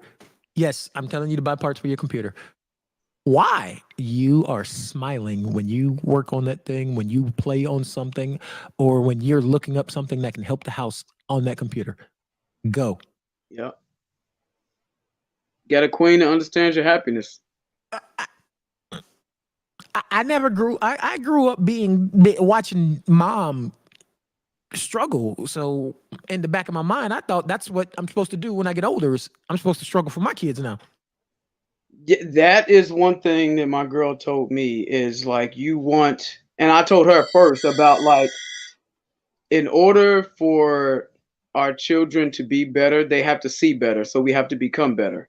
And if I want to see her to grow up and understand what a healthy dynamic is, before she was my girl, but she was like, if you want her to grow up and understand a healthy dynamic of what a Mhm. family is and what a mother is and how a loving relationship is, how are you going to have that if you're going to be stuck in this mental mind zone of just this, what is it, infidelity, PTSD of like somebody cheating on you again, somebody lying, somebody's gaslighting you, somebody's projecting stuff on you, everything is all your fault, you're never doing enough, and you never open up your heart. How's she ever going to see that? You think because I always had my mindset, I'm gonna be this old dude watching Burn Notice and Charm DVDs until my DVD player and my VCR stopped working on the porch, giving kids little icy slushies and juice and telling them how life was real cool. And whoever answered this quiz the right way, all right, you get a free basketball, you get this, but just don't come back because I don't want to be attached to y'all. I don't want to be attached to nobody. But no, I'm here for y'all if y'all need help. Type old dude with a rocking chair on the front porch until I die. You think that's what you want to see? Fellas, does this sound like to me that he might be the other host of the show that we forgot we had? He already talked about the rocking chair on the porch. That is what we've been talking about for 3 years now. Yeah, As a so matter of fact, Dre started the rocking porch on the rocking chair on the porch. Yeah, What was exactly. gonna be doing, yelling at old kids about being in our yard? Shit, I already started that. Yeah, I Right. did catch myself calling a neighbor's kid a whippersnapper the other day. I couldn't help but laugh when I got inside. Yeah, that's right. And Yeah, when she said that, I was like, yeah, you're right. Like, how is she supposed to know what a healthy relationship is if she don't have one in front of her? Because I know right. with the other person, parent, this party, drinking, smoking, living life like it's 2006 again. Like, that's not beneficial. So if Oh, she on me, that Waka Flocka time. Okay, never yeah, mind. so if that's what she's gonna see, I don't want her to see that, and I can't tell her to do Mhm. something that's still like it's still like I swear, K Reno, like my favorite rapper. I don't remember the line exactly, but he's like, I think the song is called "One Foot In," and it was talking about like how can you tell these kids not to do X, Y, and Z, sell drugs and this and that, but you're not giving them a better option. So how can I tell her this is what a man is, this is what a family is, this is what a loving relationship is, this is how you're supposed to be treated if she ain't seeing it? I'm just I mean, saying words. I mean, you spitting federal facts, but the ones around us ain't gon' just hey, I don't need the peanut gallery having a side conversation about my sayings, because yes, I do call people whippersnappers, and you damn right, y'all all some jive turkeys. Jive turkeys. What's crazy, man, Job Turkey, I was thinking about doing this character, this 70s character. I'll tell you a little bit more about Larintiz X, just how that like Suckers. mentally messed me up. But like I wanted to be like, yeah, I'm gonna come up with a 70s character and when I had hair and stuff, an afro and the belt, like not comedy, it's just like how we gonna laugh at this black dude, but not like, oh man, I wanna watch some 70s movie. This is cool, this is dope. Look at this gear, look at this flash, he's smooth, got the vest, got the chest hair, like that's what I wanted to do. You're And damn right, sucker. yeah, that's what I wanted to do. And I told my mom at the time, I was like, yo, I'm gonna have this catchphrase with such, you jive turkey. And she was like, baby, if the kids and stuff around at the show, right? And I said, yeah, I do some bar shows sometimes. Yeah, but you know what that means, right? And I was like, no, she's like, that means you're full of shit. I was like, oh, that's what that means? She's like, yeah. That's what that means. I was like, oh, okay. I need to start calling more people jive turkeys then.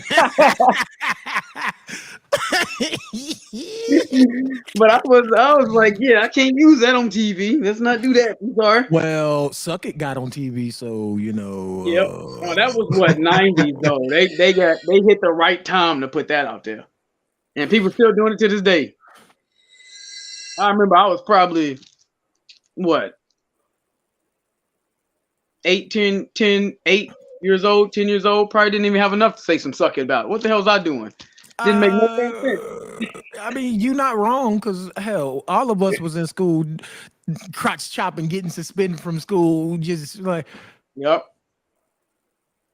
Yeah, Oh, I but mean, hey, if Suck It made it on TV, other than the older generation, they ain't gonna know you talking about job turkeys. I yeah. mean, What's crazy? What's crazy now? They got the acclaimed AEW out here. Oh, I think I'm still there. Can y'all hear me?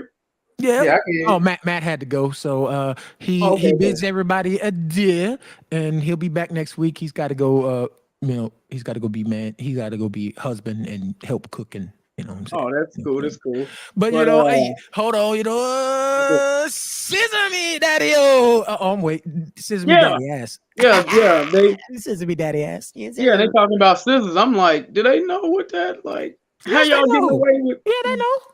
I'm like, how y'all getting away putting that on TV? Like, I come mean, on. Bowens is actually gay, and Castor, bro, some of his raps should be illegal in all countries. Like, come on. Man, yeah, but they doing their thing and it's over, but it's insane. Yeah, it's But- super over. Because I caught myself doing it the other day. I was like, oh, Sesame Daddy ass. I was like, wait, I'm about to be 40. Talk about Sesame Daddy ass. This is some bullshit. Oh man, but the character, man, Larintiz X was all about like mental and emotional abuse, psychological abuse that I didn't know. And everybody knows the term, well, some people know narcissism. I swear it needs to be taught in school. Personality disorders got to be taught in school. I'm using my platforms to help a lot of people understand that, because man, it takes lives. It's a slow killer. And a lot of times when women are going through narcissistic abuse, for men, it's always outlandish and very overt. And women, a lot of time, is very covert, which they just think like men is just narcissist, and that's just it. No, women can be, but it comes from a very covert standpoint, which is what I was dealing with. I never knew for like 15 years. I never had a clue what was going on.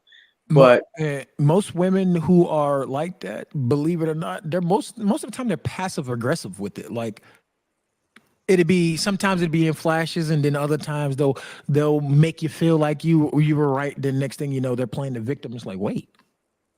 Yeah, like that covert is a monster. It said, I seen something that said overts is like killing you with a knife and smiling in your face, but coverts is like a death by 1,000 paper cuts. You don't even know you're bleeding until it's too late.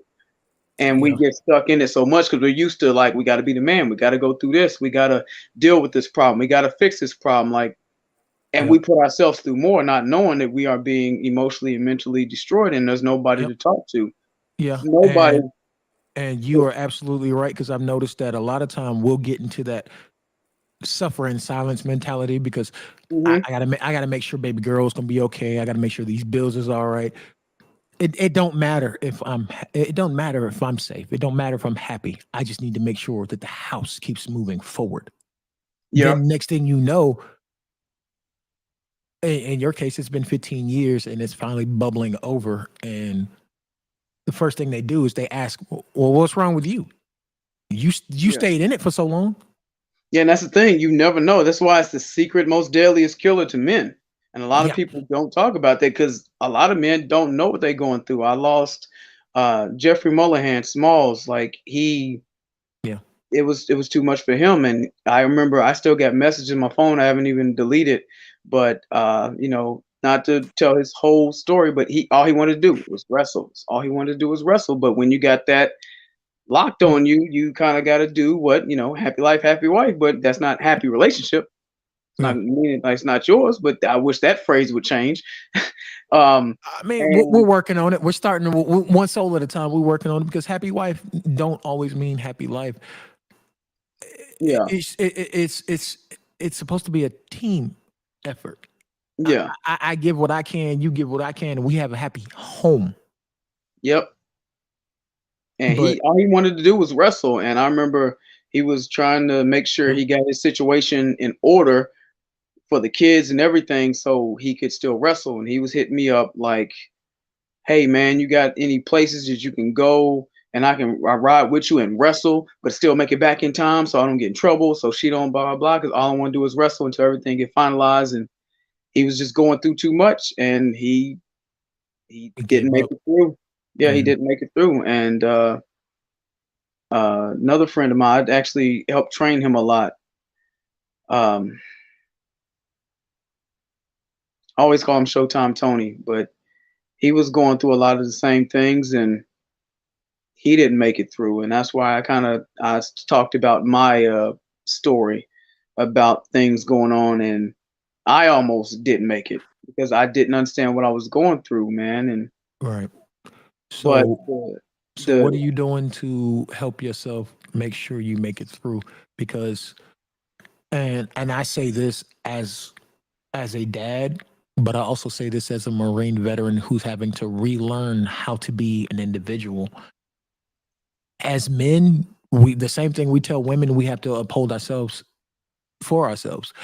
yeah, Our happiness can't be based around another person.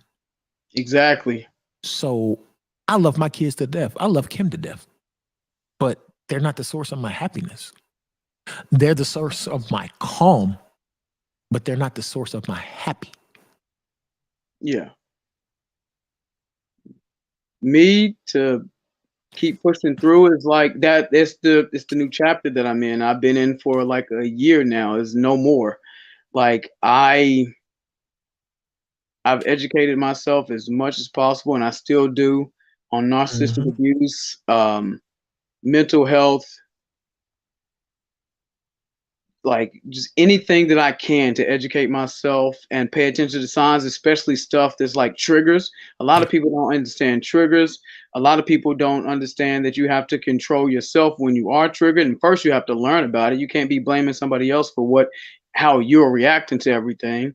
Um, Respect, understanding, forgiveness. It takes a lot of that. And when I was, of course, Sheena, I was talking to her on the phone, and I remember I was just so hurt how somebody could do so much damage to our child and not care and continue doing it. Yeah. And I remember she welcomed all my pain of just like, just go ahead and let it out. And I'm like Mm. screaming on the phone, I'm crying. I'm like, I was like almost like mother done seen her son dying in the street, pain cry. Like that's how I was crying and screaming. I was like, how the freak could somebody do this to their own child constantly over and over again? And getting past that, like I've been a year strong, and me having the knowledge and wanting to help other people and seeing that my story is helping so many people of guys that's been through it and they didn't make it all the way through because they still can't see their kids but still paying. They are going through a whole bunch of stuff that's still mentally breaking them down. And there's other people that are either going through it right now or are close to getting to that point of going through it. My story and my platform, just not with wrestling, has helped them and raised more eyebrows Mm. for people to be like, this is important to talk about. And I can't remember her name, but Carrie, she's I can't remember her last name, but she's very popular on, and she's I think a psychiatrist. She deals with narcissism as well. I spoke to her for a little bit about things. She said, you have something very good that a lot of people can benefit from. One, you're a man that actually went through narcissistic abuse. You're a pro wrestler, which everybody always like, oh, if he wrestles or he plays football, he's just abusive and all this other crap. So you have that stigma against you, but you can break that. And also you're African American, where they just say that we're just violent, we're just angry and all this stuff. That all combined together and you learning your story is enough to change Mhm. a lot of people's lives. And she's the one that really helped me start to post on my Instagram, post on my TikTok, tell my story, talk about what I'm going through, talk about the signs of things that can really help you realize what you're going through at that point in time. You can't, us as men, we kind of look at it, oh, that's just how she is. Oh, she's just Mhm. getting mad like that. Just how it is. Like, No, it's toxicity, and it's not healthy, and it's not beneficial for a man to go through that. And we should have the same standards. A woman should have standards of what she wants and what she's looking for. Some need to stay more realistic, but that's another topic. That's Um, another show. We'll yeah, get to but that. but we need to have more standards for ourselves, but we don't look at ourselves for a standard because we're told that this should just be enough. Right. And uh, I've done my share of therapy. I've done my share of trying to help others. And the one thing I can say above all else is men need to realize that it's not always our fault. Yeah. Yep. Because when a lot of us are raised the same way we were, to where quiet, just keep going, don't worry about it. Just keep pushing, and eventually things keep happening, we start to blame ourselves. Maybe if I would have done this different, maybe if I'd have done that different, maybe this, maybe that. It's not always your fault. Sometimes the other person just don't give a damn. Because just like you said, I have dealt with plenty of women narcissists. I was in the military. I led a unit. I've seen it because they're a product of their environment too. Yep. You put men and women are alike, but they're different. You put us all in the same dog eat dog situation, and you got to figure out how to survive and get to the top. Mm-hmm. You develop narcissists. Yep. Let's be honest. You continually put us as a culture. You put our people in a situation where you literally toss us scraps and say, "All right, may the strongest survive." The strong become narcissists because I survived. You better do whatever the hell you need to make it. You can't tell me I'm wrong because I did it. Exactly, man. And using other people to get there is their goal. And the disorder, man, that, like they say, if you take the head off, the body has no way to succeed. And mentally, when you destroy the mental, it's a sad thing. That's why you see people killing, see people raping, as is on YouTube, raping other people, taking advantage of people, and like it's something mentally wrong. Men or women looking at little children like, wow, they're just cute and they're beautiful. Like, this is something wrong. It's something mentally wrong with someone to think about that. And when I realized that I was going through all this abuse, and that's exactly what it was, I swear, this really, if you take my advice on it, just anybody that's listening, please be careful when you do it. But one thing that really helped me was recording a conversation between me and her and actually hearing it back. And I remember I pretty much, I caught her in a lie. The relationship was already over, but she was supposed to get our daughter. And then she picked up our daughter, and then she wasn't there. And I'm trying to check, and she said, communicate for our daughter, make sure things are okay. I'm like, okay, cool. I'm communicating, I'm messaging, hey, where's Layla? Is Layla okay? Such. Nothing. Come to find out, she's the dude that she cheated on me with. He's got a woman at home, but that's way off. But I'm like, I don't know this. But as I'm trying to go to the area to figure out like what's going on, I go to the gym, and then I'm with a friend of mine, and we see her, like I think at 107 in the morning. But the whole time she wasn't responding to my message, and her sister was responded to some of my messages. But I asked, I was like, hey, is such and such okay? Because she's not getting back. But she told me about Layla, but she didn't tell me about my ex. And I'm like, okay, she didn't respond. And I see her at 107. And it blew my mind. I'm like, okay, why is she out this late? What's going on? Oh, it might be something. I still don't know. I'm still kind of confused about it. And then I text her a couple times, and her sister replied, she's asleep. After 5 seconds, she walked in the door, and I was like, wow.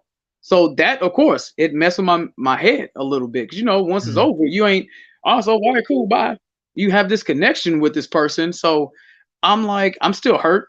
I'm being lied to. I don't know why. And then the next day, she's supposed to meet with me. And I got this the first time something told me, something like record. And I had a phone on me and I was recording.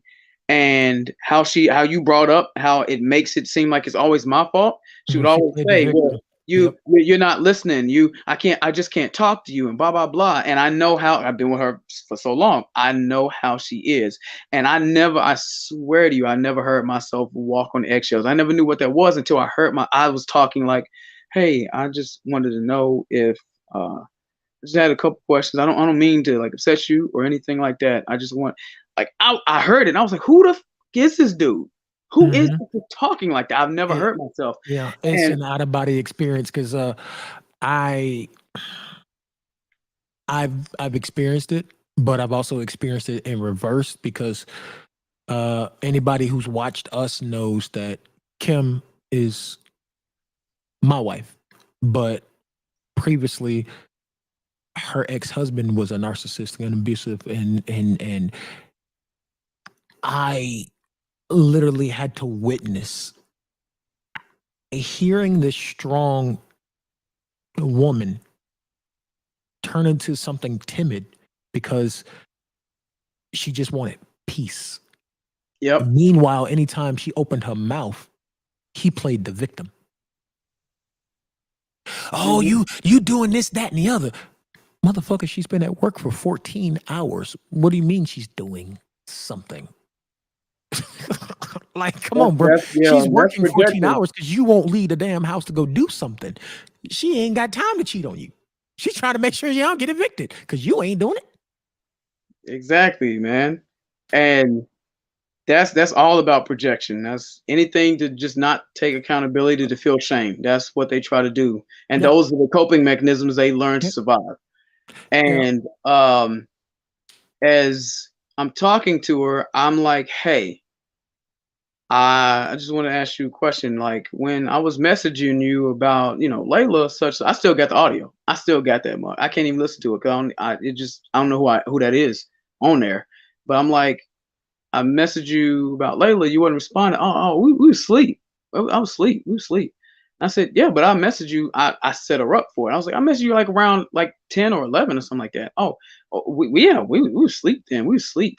And as I listened to it back, I'm like, that stuttering sounds so familiar. I know she's lying now. I seen her with my own eyes, but now I'm putting two and two together. So I'm not going crazy. And then I knew I couldn't bring up the fact that I seen her. So we talked. I was like, okay, cool. And we talked about everything else. Because this is like when you understand narcissistic abuse and what you're going through, or you know how to watch out for the landmines. So I knew how not to set her off. And we talk about everything else. And when the conversation gets to the end, I'm like, oh, I just one last thing. She's like, okay, yeah, what is it? After she's all comfortable, there's no shame, there's no guilt, there's no narcissistic trigger to make her have to feel like I need to play the victim. I said, and I swear, dude, if you heard it, I was like, hey, when I was messaging you and such, I've been going through a lot, and we're not together and the family's broken up, and I don't know if I'm going to see our daughter anymore. Like, and I'm like, I just want to know, I just want to tell you something. And she's like, yeah. And I said, such, blah, blah, blah. Me and my friend, we seen you, and you didn't get to your sister's house until 1:07 in the morning. Why did you lie to me and not communicate with me about Layla? And immediately she switched and was like, I don't feel like I had to tell you anything. I said, you didn't have to tell me, but we said communicate about Layla. I was messaging you about Layla and you wasn't responding. Well, I was just down by the river and I just go down there to think and all this other stuff. I'm like, then why couldn't you just message me and just tell me that? I just can't talk to you. You are angry. I just can't talk to you about stuff.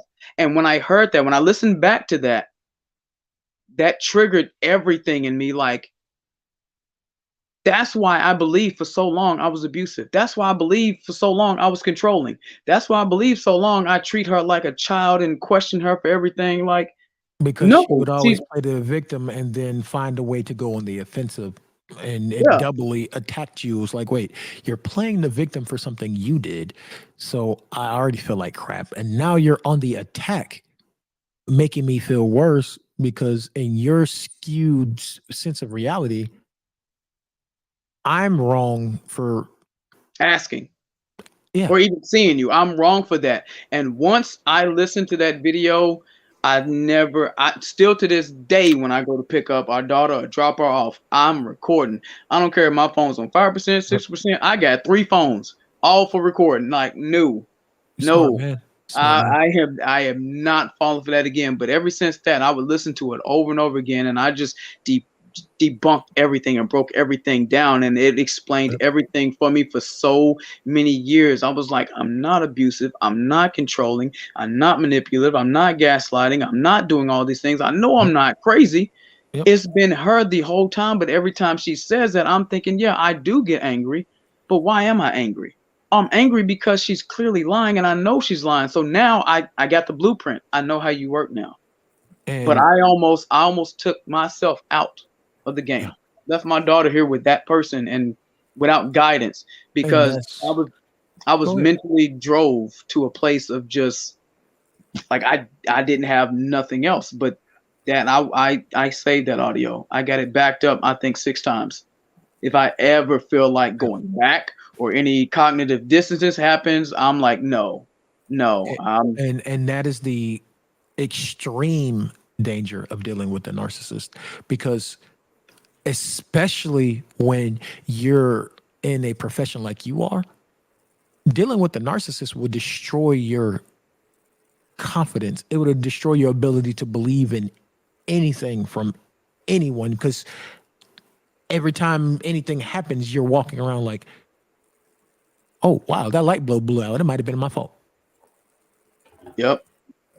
Ooh, they left that door open. Somebody's going to yell at me about it. Man, I hope I don't go out here and mess this promo up, because I ain't never going to get another chance again, ever.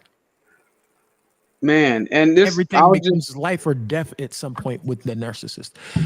Yep.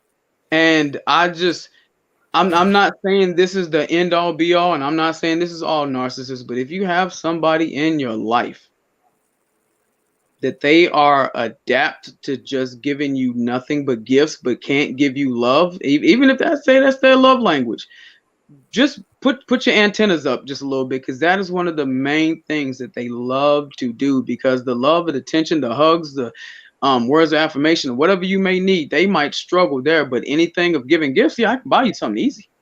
I can show you love through this. But that is what a lot of them do. A majority of them do that, and that's what she would do for me. And I would always be like, yeah, this is good, but yeah, okay, it's called love bombing. Got it. Yeah, love bombing. I'm like, that's good, but can you spend some time with me? Right. Can we go to some events together? Can you hang out with our daughter for a little bit after you get off work without screaming and yelling at her? Can you? Yeah. Let's take this back. I don't care how much it was. Take it back and give that.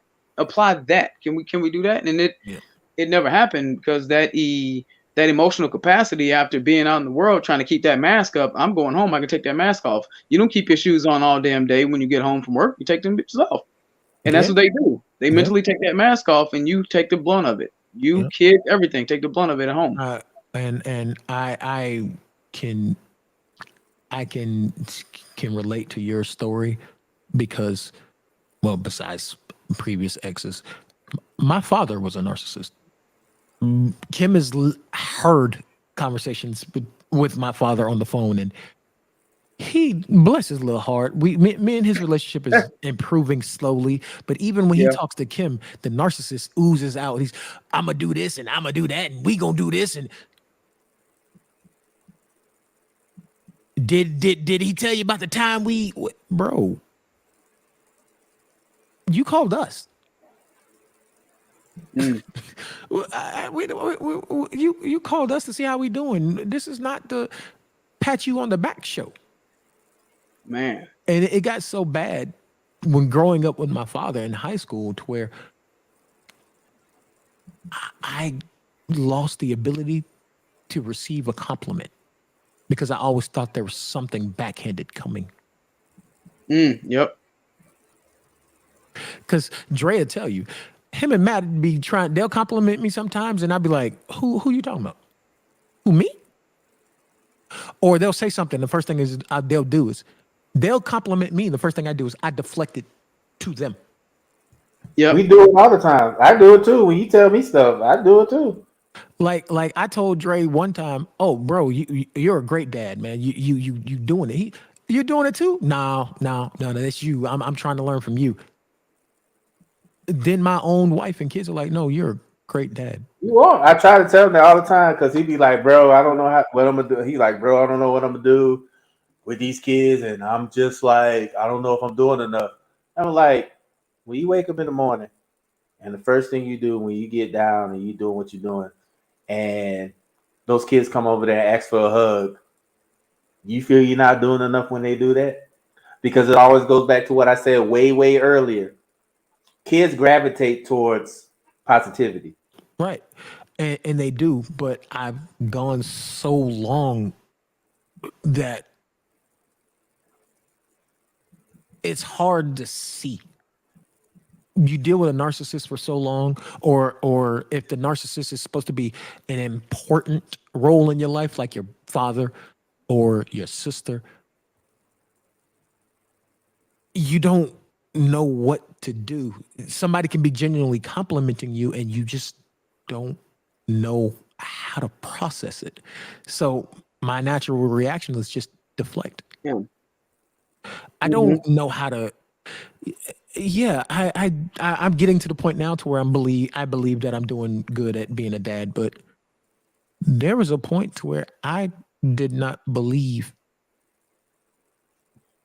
at all that I was a positive role. Well, I like to give you a quick therapy session with just a quick question. Yep. Are you doing better than your father with your kids?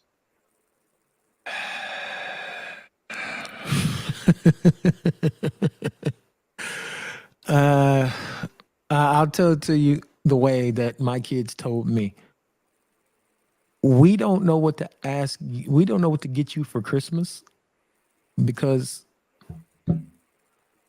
you tell us all the time you have everything you ever wanted.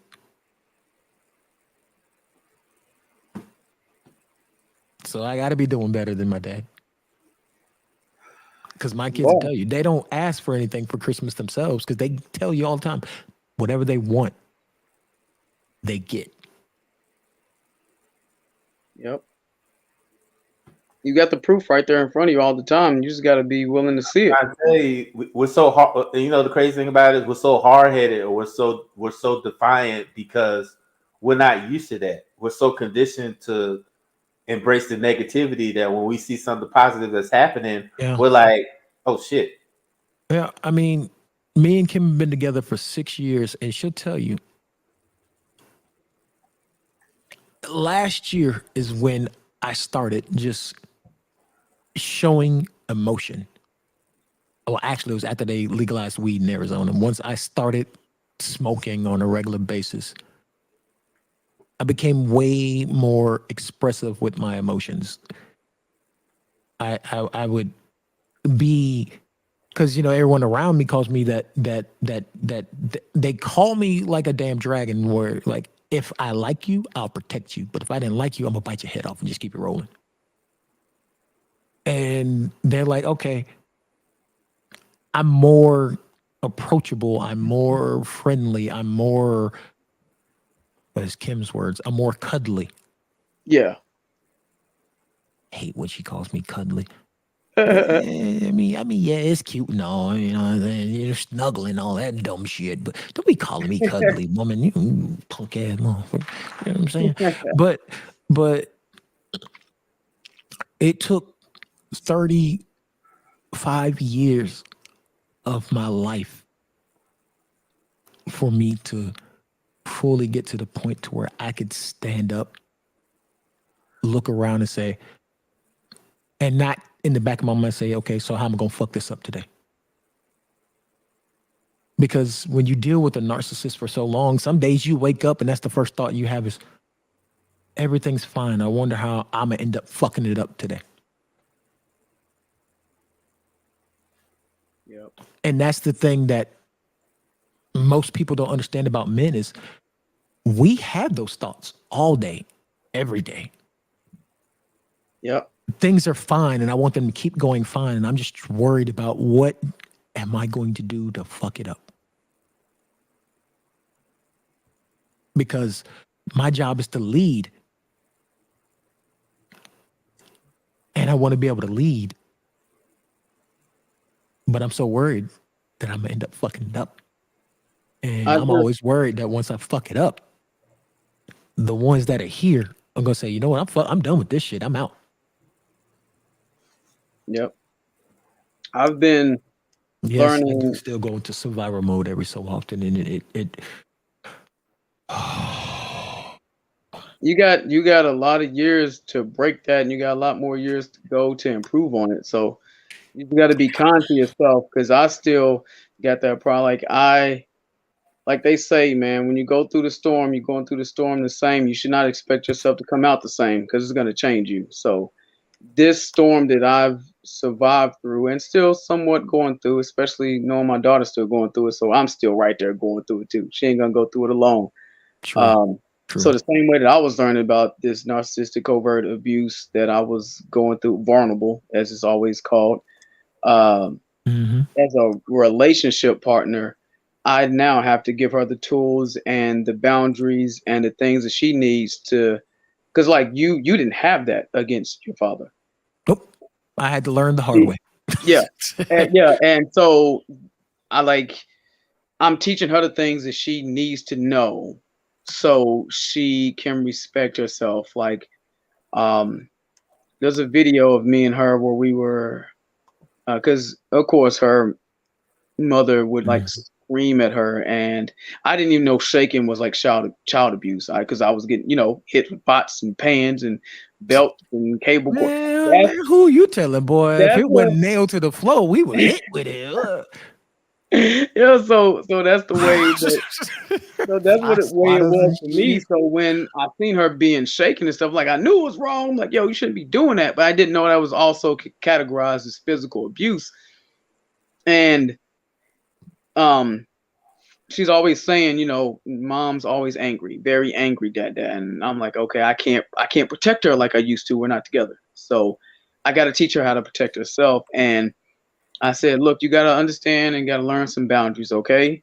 And I got the video still saved in my phone, got it on my Facebook or whatever. And I'm like, all right, pretend to knock over these crayons, but by accident. She's 5. So, of course, this is supposed to be by accident. Her by accident is this. And just launches it. She just launches it. And I dare you to say something else. So I'm like, knock it over by accident. Just throw the crayons. I'm like, okay. And then I'll do like, Layla, what are you doing? Yelling, like how, that person would yell at her. And she's like, she would freak out a little bit.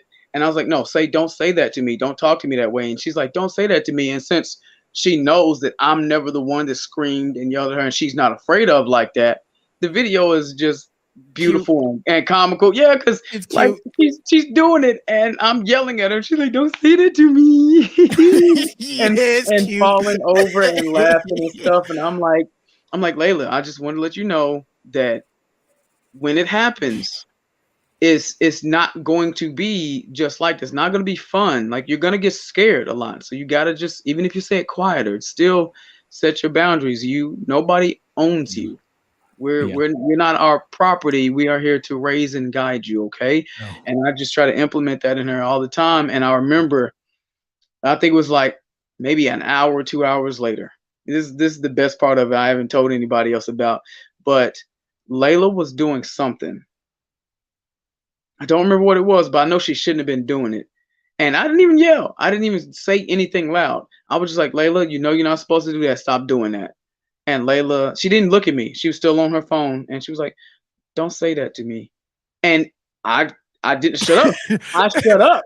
Because I was like, grinning like, she's getting it. You hush. Yeah. Yeah. So I was like, babe, come get your dog. Because as a parent, you kind of want to just be like, listen, hey, the authority is speaking here. Now you stop that. Me, I was just like, okay, she used it. It's right. I can't Okay. You sit here thinking, well played. Well Yeah. played. You Yeah. little whippersnapper. You well played. Yeah, so I'm like, okay, just repetition breeds habit. So more we continue to go on and on about this, like she'll get better and she'll be strong. And I told her, if you ever feel like the challenge is too strong, like tell me. It's okay to talk to me about anything. I'm gonna make sure that things is okay. And we got this thing where we lock hands, and I'm right-handed, she's left-handed, just like my mom was. And I kiss the back of my hand, she gets the back of her hand, and we say team. And like that's our little handshake. And like Nice. if we have like a little team meeting or something, like she's getting too overwhelmed, I'm like, team meeting, lock them up, lock them. And then we lock hands, and I stay there with her and I talk to her about whatever it is to make sure she understands. And then we do our team at the end after the team meeting. That's So awesome. yeah. That is awesome. I want a secret handshake with both of my kids. You know. No, Yeah. no. I don't need a secret handshake with my kids. They 19 and 20 and in college, and they be out here trying to have me dancing and then doing savage shit. Nah, I'm good. And both my kids savages. So the phrase we say gonna be some weird shit, like fuck Donald Trump. Wait. We in the mall. We can't be just yelling fuck Donald Trump in the mall. We live in white people. Will stop it. It's gonna get us killed.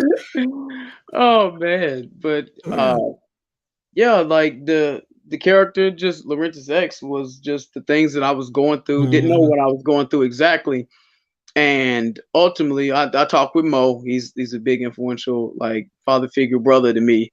And he was like, man, you got to stand out and be different in wrestling, man. You might need to go under a mask. And originally, I always wanted to go under a mask. Always, like when I first started, I thought that's why I'm playing SmackDown or no mercy and all that, trying to create myself off of somebody else's template with a mask. And that's us. That's all it was. D'Lo Brown's chest protector and Road Dogg's pants gear that he had on. Just but you had to have the D'Lo head wag when they walk. And N64 baby. Yeah, so I had that, and he was like, "All right, you need to go under a mask." And I remember I didn't have any like ideas where I was gonna go, and I already had the character's name because Larintiz is.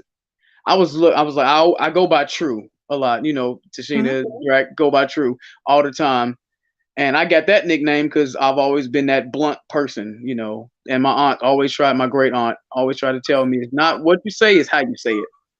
And I really had to learn through that lesson of like, stop being so blunt. But I got that because I'm True. I swear I say stuff and it can be rude or just kind of heartless, and me not figure out, like, so many stories on that. But my mom wanted to name me Larintiz, but while she told me the story years ago, but while she was in the bathroom getting cleaned up, my dad, while they came in there and they had the papers for the name and stuff like that, he wrote my name on there, and it wasn't the name that she wanted.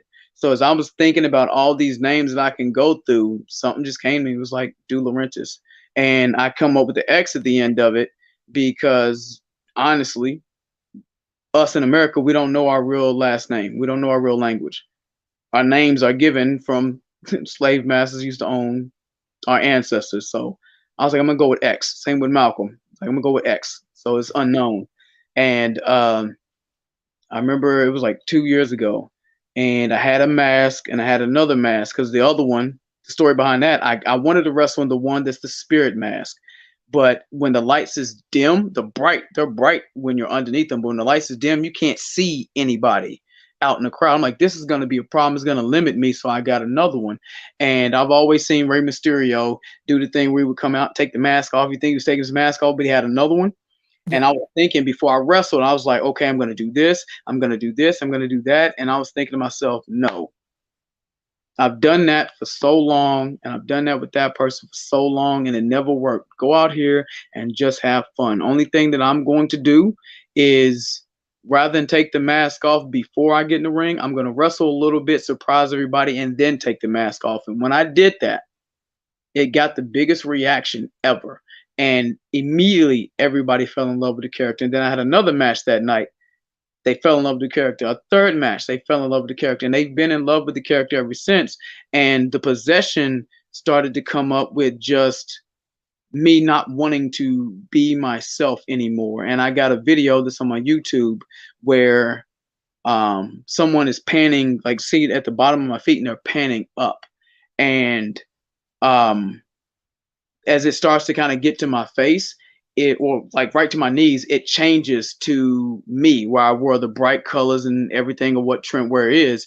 And then I say, I'm still here. And when it gets to the close where it's about to show my face, I had the camera switched to where I had the mask again, and the spirit spoke and was like, this is our body now. And the main reason why I came up with that is because all that I've been given to wrestling and not being exactly where I want at that time, and trying to give to her and give to the family was never, it was enough, but we was manipulated to believe it was never enough. So the spirits wrestle for me so I can be there for my child. I can't give my all to them anymore. My all is given to them. So I'm allowing them possession over my body. And I went with 20 because the 20 is the number of symbolism of revolution, which is why 2020 was so messed up. But everything came back full circle. And I seen Mick Foley. I'm very versatile in my wrestling style, and I seen Mick Foley do 3 characters, but he wrestled the same. But I was like, how dope would it be for me to wrestle, get a different spirit, and wrestle completely different? And I pulled it off so well that everybody is like, you really possess it. And of course, our black aunties and queens. I was in Dallas, Texas, and I did the gimmick. I did my stuff and was sitting there and had the spirit mask on the table. And the lady, the black lady, she was like, "Hey, baby, I just want to know, what's your name? Larintiz? I was like, Larintiz or Larintiz, however you want to say it. And she's like, "Oh, okay, Laurent. What's the thing with that mask?" And me and my voice when I was out there was like, "It's possessed." And she's like, "Ooh, baby, no, ooh." she immediately started to move back. So to pull her back into it so she can still buy merchandise. I was like, no, you don't understand. It's good spirits and bad spirits. You're safe with us. We trust you. And she's like, "Oh, okay. Well, I want to get that." And she's kind of like, "I want to get that picture over there, that one over there." She didn't want to get close to the table, but she was like, "I want that one. Can you sign that one and make that to?" And I autographed it to her. But the kids love the story. I'm almost like a superhero, and with the character, I'm still teaching them there's a way to survive, and they want to see my face. They want to know what I look like, and I don't mind. Like, I don't show it to them because it's kind of like breaking the Santa Claus rule. But kayfabe. We speak business jargon. You know what I'm saying? I'm gonna mark out the for a second. Yeah, so they want to see my face. They want to get to know who I am, and they will see that like within time. Mm-hmm. But other than that, I just kind of let them know when I'm in that mode, it's not me. Mm-hmm. What my daughter gets me, my girl gets me. My close friends get me. Everybody else kind of get them until it's welcome, because I'm very, what they said, disorganized, anxious, avoidant attachment. I am so avoidant, and my girl is like just always trying to bite my head off because she's anxious. So both of them we're drawn to each other, but they're both not they're beneficial, but you got to work on it. So we've really been working on that. Learning about my personality, which I know a lot of people might not trust in the Myers-Briggs personality test. That helped me understand myself. I'm already an Aries, so I'm fire sign. It's true, because I know I'm an introvert, and I know which type of introvert I am, and it lined up. Eden. Why is there a little white lady on my arm? Like, you bad, my girl. She telling you, I need some time to myself. I need some time with you, bro. Yeah, Dad's okay. I'm okay. I'm all right. I know you're trying to make sure Dad's all right. I got it. I'm okay. I can do a show. I can show a motion pump. Yeah, but that's really just where the thing starts. Just got to get a mask and got to do this. And I was like, my story, I kind of want to implement it. And I just, after being Trent Ware for so long, I'm like, I don't want to do it anymore. I don't want to be that person anymore. I've tried. I failed. But I didn't fail my daughter, and I'm not going to fail her. So everybody else can get this energy from all the spirits, but I'm for my daughter. That's it. I will say that as a black man, I'm happy. As a friend, I'm proud of you because you took something that could have and probably would have killed an ordinary person and you made it into a success story. Yeah.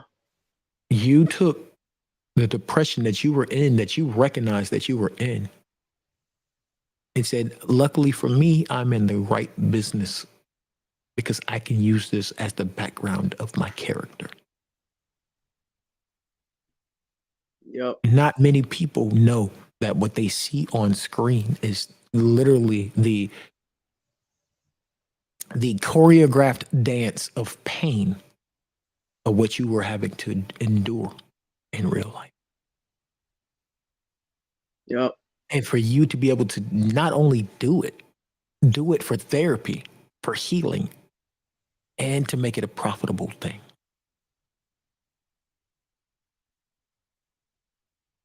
That's something very powerful.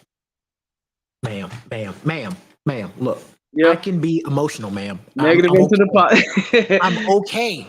Yeah, Because negative into a positive. both the dogs know I have PTSD, so when they see dad start to get emotional, they're like, all right, come on now. Yeah, we ain't gonna deal with this.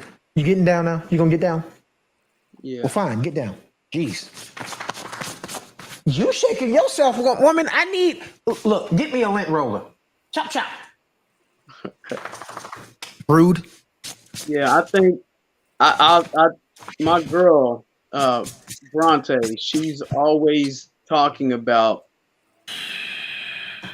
I wish you Not could the other see. ones, love. This is more. I I wish you could see yourself how I see you and how everybody else sees you, and I still struggle with that to this day. Kim has never told me that, but I tell myself that because something very little people know about me. My favorite song is Donny Hathaway, A Song for You.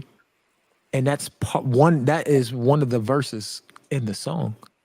That matter of fact, is like the opening line Yeah. about how y'all see me the way I wish I was. And every time it just, no matter what I'm doing, when it comes on, it breaks me. Whatever I'm doing, it's just like, damn, Donnie, how'd you know I was gonna be going through this? And that's how I feel, is the way that they see me like I'm a superhero is how I wish I really was. Whereas I've been through so much to where I feel like I'm just a walking D-bag just trying to survive. But they see me as this beacon of light who's done all these other things, and I don't know what y'all seeing, but thanks. I mean, I have a hard time taking, apologies. Not apologies, but like compliment. You Yeah, too? Yeah. yeah, because hers, I think love language, because we both did tests. Hers is still very high on words of affirmation, and she's always giving me words of affirmation, and she breaks it down, and just because her personality test is the same as mine, so she's an INFJ, I'm an INFJ, the most rarest ones out of all of them, and she actually seen my video. I think I was an ITSJ. Yeah, I think so. Yeah, that was me. Yeah, and she actually went to a show one time, seen me, and I think she said she ended up seeing one of my videos that I still have on there, but it's not public anymore. I'm waiting for the whole release of my story. I still got to work on this 20 parts. I think I'm on part 7, but she's seen the one I named it The Attempt, which I changed the name to The Depression, of me talking about the things of how broken and how down I was to where I almost took myself out.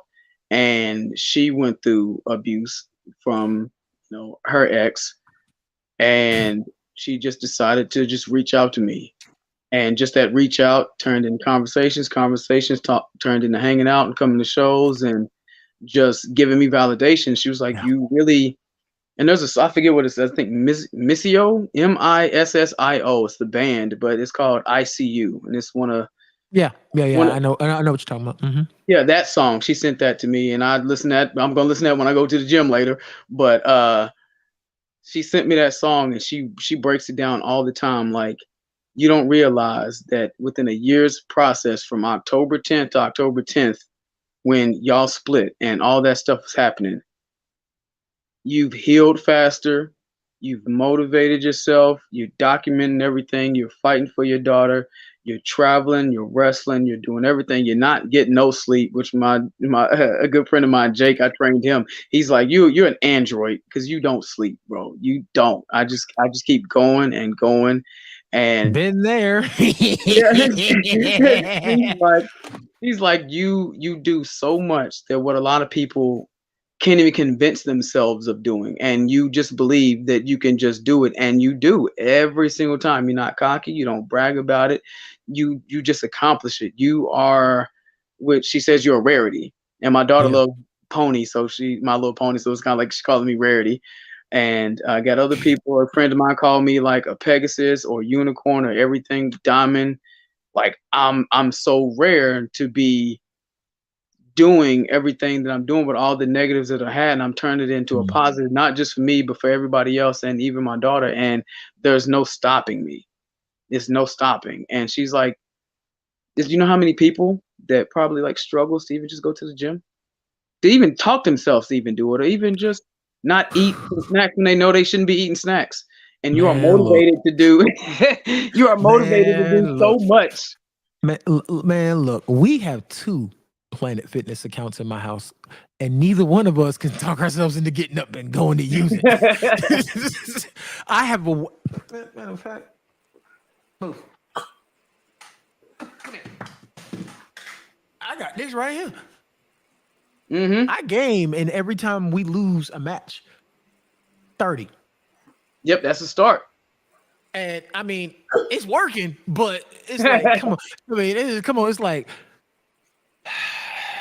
I don't even know if I want to pick up the sticks today, like, because that's how I had to, because I'm a techie, I'm a gamer, so I knew that I had to incorporate in something that I love to do to where I can motivate myself. So, all right, when we play multiplayer, if we lose, it's 30. If we win, it's 10 push-ups. Either way, my arms are gonna be burning next match, but I might switch it up to squats. While the game is loading and that load screen, you're waiting for the homies to get in. Do about 25 small punches. It got to a point to where when I used to stream my games online or on Twitch, I was building what I called a punishment chart, to where I was going to let the audience, once it grew, to where the audience will be able to decide what my punishment would be for losing. Do I have to do a burnout set? Do I have to do squats? Do I do lunges? Am I doing mountain climbers? What am I going to do? Y'all going to help me get in shape anyway, because I'm trying to be here to watch my kids grow. So yeah, we lost. What am I doing?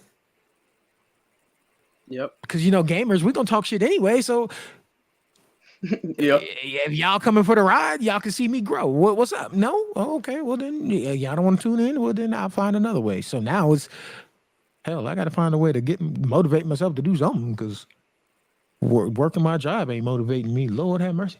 But that's another story. I mean, would I like to run the ropes? Yes. Will I run the ropes? Hell no. My body ain't gonna survive. Maybe about 2 times. That's it. That's 2 times too many. I did it one time and I ain't doing it no more.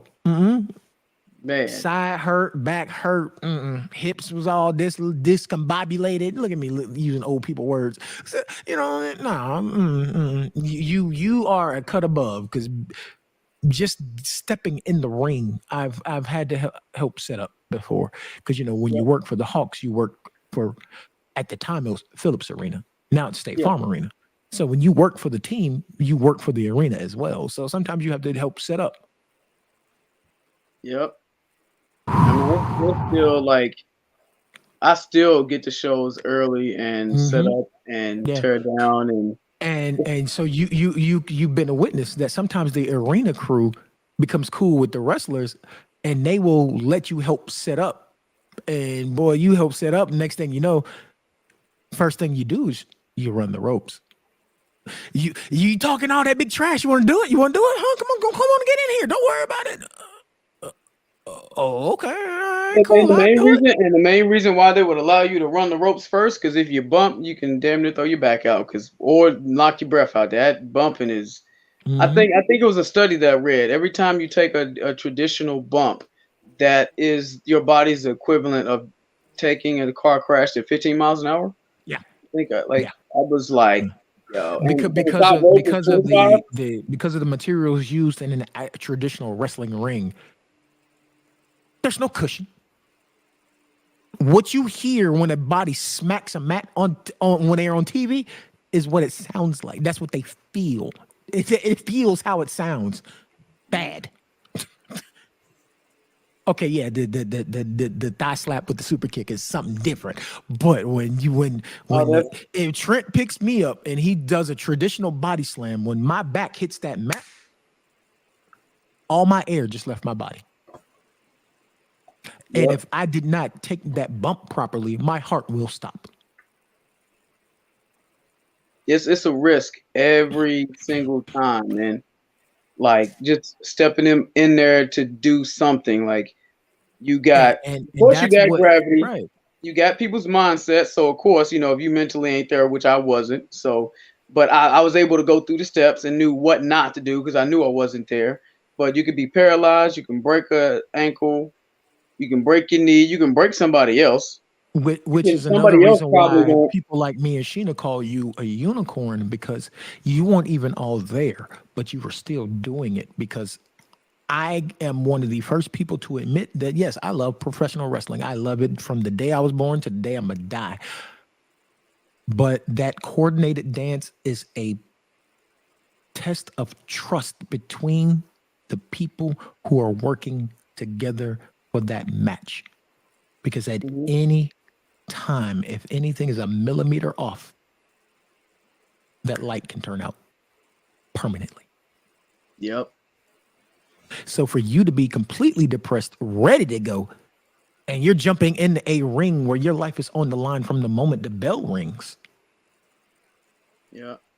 you a bad man. Yeah, It you was. go ahead and hit the old Mike Tyson thing. Yeah. You a bad man. So, Yeah, it you know what was. I'm saying? I'm It just was a small period. I want to say no small period, maybe 2-3 months, a small period, but where as I was like in the brink, like October, November, December, where I when it was, first started.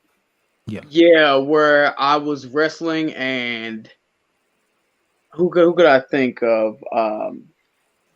You could have called me Spike Dudley. Like I just look like I didn't care about my body. Yeah, let's It's like I fight. didn't care. It's like I didn't care about my body at all, man. I was just putting myself through everything because I just didn't care anymore. And eventually, I had to stop and think like I have to be here for Layla.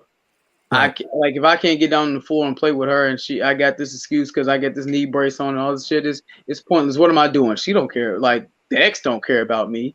Layla cares about me. Why am I doing all this stuff? And I had a match with Sin Bodie, which we booked for that for a long time, and then it happened throughout the depression. And DJ Right. was watching me, and he's like, It was a good match, but it wasn't a Trent Ware match. It was not. We could tell like you was not really Right. there. And if I talk with Sin, of course, we're gonna try to get another match going again eventually. But like that was around the time with AEW and everything. I was like, I'm not there. I know I'm not there. I know I'm not there. And then I wrestled. I don't remember the match right now, but I think I wrote it down. I had a match and I killed it. Like the crowd was screaming and cheering, and I got a little emotional because they loved the story that we told. And I come back to the back and got like a standing ovation of just like, now he's back. And That was the spark you needed for it to be like, Yeah. Welcome home. Yeah. Well, it's like I've been on a journey for a long while, but I finally walked back through the front door of the house, Yeah. and now it's time to clean some stuff up Yep. and make I sure that remember. everything's functioning. Yeah. Right. Yeah. DJ was with me though. He was always like, "Are you all right? You good?" And what's funny is I don't know if you can see this, but these the pants right here, Mhm. the sweats. I wear sweatpants almost everywhere. And I remember this is how I know everybody really paid attention to me like crazy. Is DJ walked up to me, he was like, "Yo, Trent." He's straight Memphis country. So Oh he's Lord, one of them. so All right. yeah, so he's like, Trent, come here real quick. Come here, man. What's Hey, up? I'm like, cool. Hey, what's up? cool. You all right, bro? Yeah. I'm like, what's up, man? He's like, you all right? You all right? You good? You good? I'm like, yeah, I'm good. And he's, well, I was just wondering because you wearing pants. I was like, what are you talking about? I was like, what you talking about? You wearing Yeah. pants? I'm like, I Yeah. always wear pants. No, you don't. You wear sweats, joggers, like basketball Mhm. coach type Mhm. gear. That's what you wear all the time. And black and gray, and those are blue jeans. You all right? And I was like, man, get away from me. Man, fuck. I started Yeah, thinking because about this shit for a minute. I was like, I do yeah, wear pants. I do. But he probably yeah, ain't seen me. But it's bullshit. yeah. And the funny thing is we're talking about it now, but that's me and Kim, because like that's how Kim knows something's wrong, or how I know something's wrong with her. It's like, hey, wait a minute, she got on clothes today. What in the hell? Because she'll tell you Yeah. she feels more free, more natural, more comfortable naked. All right, cool. That's what you do. You do. So if I come home and she's got clothes on, I'm like, what the hell did I do? Wait, what is going on? Are you okay? Yeah. Just like I wear sweats. That's what I wear. I wear blacks. I got a pair of black ones, a pair of gray ones, my Hawks ones from when I was an employee, Yeah. and well, there's some blue ones, but they faded and they too small now. I cycled them bad boys. Them four rinse and repeats. Yeah. Ma'am. It's okay, ma'am. It's okay, ma'am. I love you. I love you. But so I Don't be apologize, surprised dog. when you don't be surprised there when was your one middleman day, over here talking about. I want to make sure you're home. I woke up, put on some I put on some just my shorts like I was going to the gym, and Yeah. I just sat down on the couch. And that's another thing about my house. Everybody tell you we don't even really. I have a 55-inch OLED, LG OLED, beautiful TV. We don't turn it on unless we are watching a movie together. I'm playing the Xbox, or we laughing at shit on the news, like when the white people stormed the Capitol. We would laugh because it was it got to be white folks because it damn sure wasn't us, right? Yeah. So one day I'm like literally on the couch, just scrolling through the channels on the TV, and she just stops on the stairs and just looks at me. She's like, "What's wrong?" What do you mean? What's wrong? What's wrong? I'm all right. You don't have your sweats on. You got the TV on with the remote in your hand, and you look like you seen a ghost. What's wrong? Did you forget I pay attention to everything? I swear ain't nothing wrong. I mean, she right, but ain't nothing wrong. I was going through about a depression because it was February 9th. It was 3 days after Keisha had died. And I didn't really talk about it because we had other things going on. Like I got to get my ass up and go back to work the next day. So it wasn't no real grieving. And she was like, no, you're taking a mental health day today. You get your ass in that car if you want to. You better not come back to this house. Oh, okay.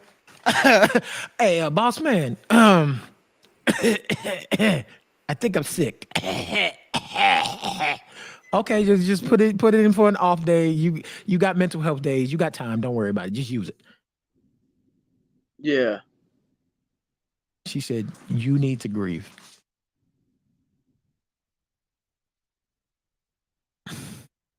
I know it hurts. That was your sister, but you need to grieve.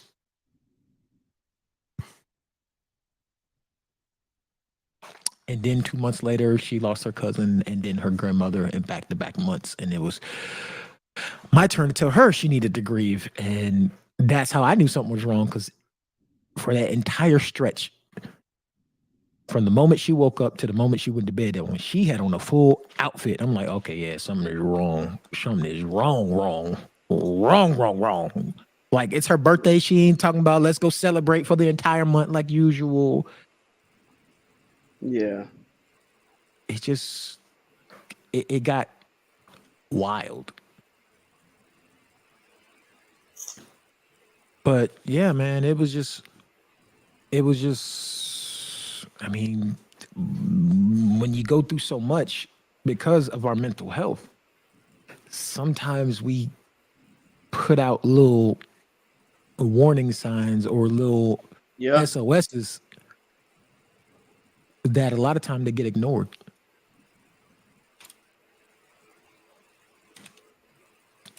So, I mean, from brother to brother, I'm proud of you for finding your footing, for turning tragedy into strength, for fighting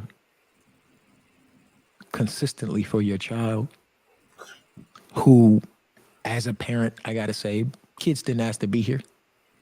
Exactly. They didn't. So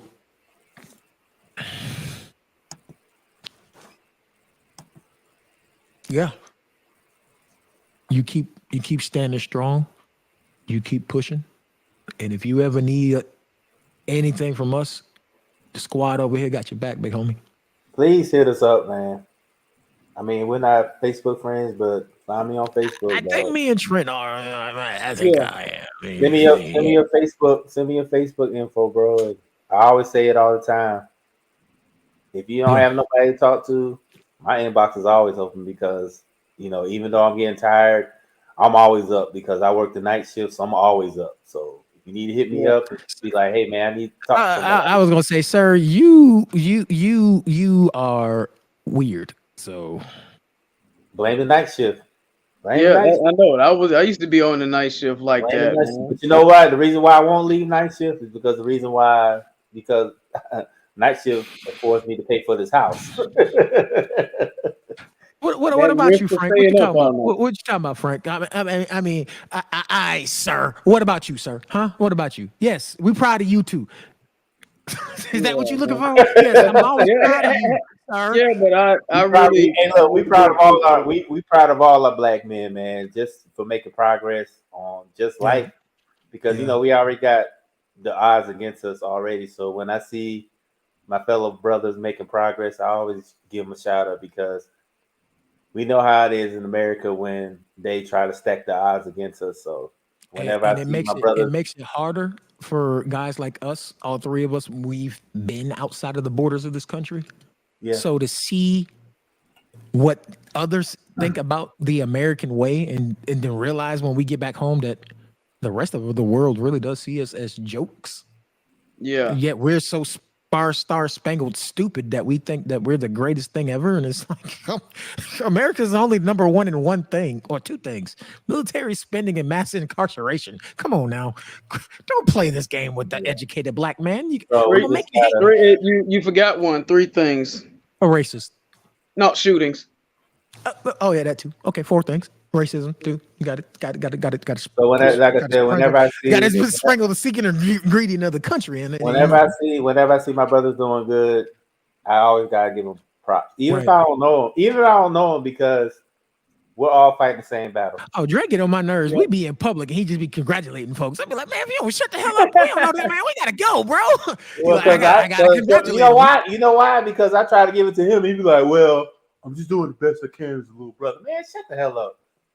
I am doing the best I can as a little brother. You shut the hell up. Listen, See brothers, what man. I got to go See through. This is what I have to go through with him. Oh, this Negro here. Look, hey, so we're gonna go to the upper room, sir.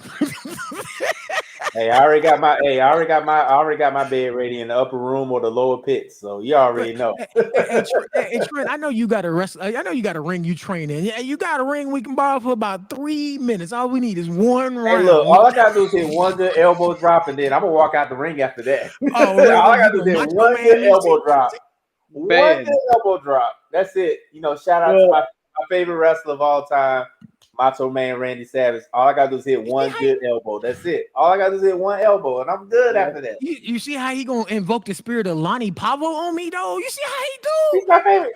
Bro, you know this. He's my favorite all-time favorite wrestler. Like I love wrestling. Oh, see, now he gonna go Who's cream your of the crop favorite, on me. though? Now I gotta hear this all My night. favorite all-time favorite wrestler, like Goldberg and The Rock and If you had to pick one, if you had to pick one, everybody. The person that got me into wrestling, like I started watching it daily, was Macho Man. I love Macho Man. I was a Macho Man fan. Like Dexter tell you, Macho Man, he embodies the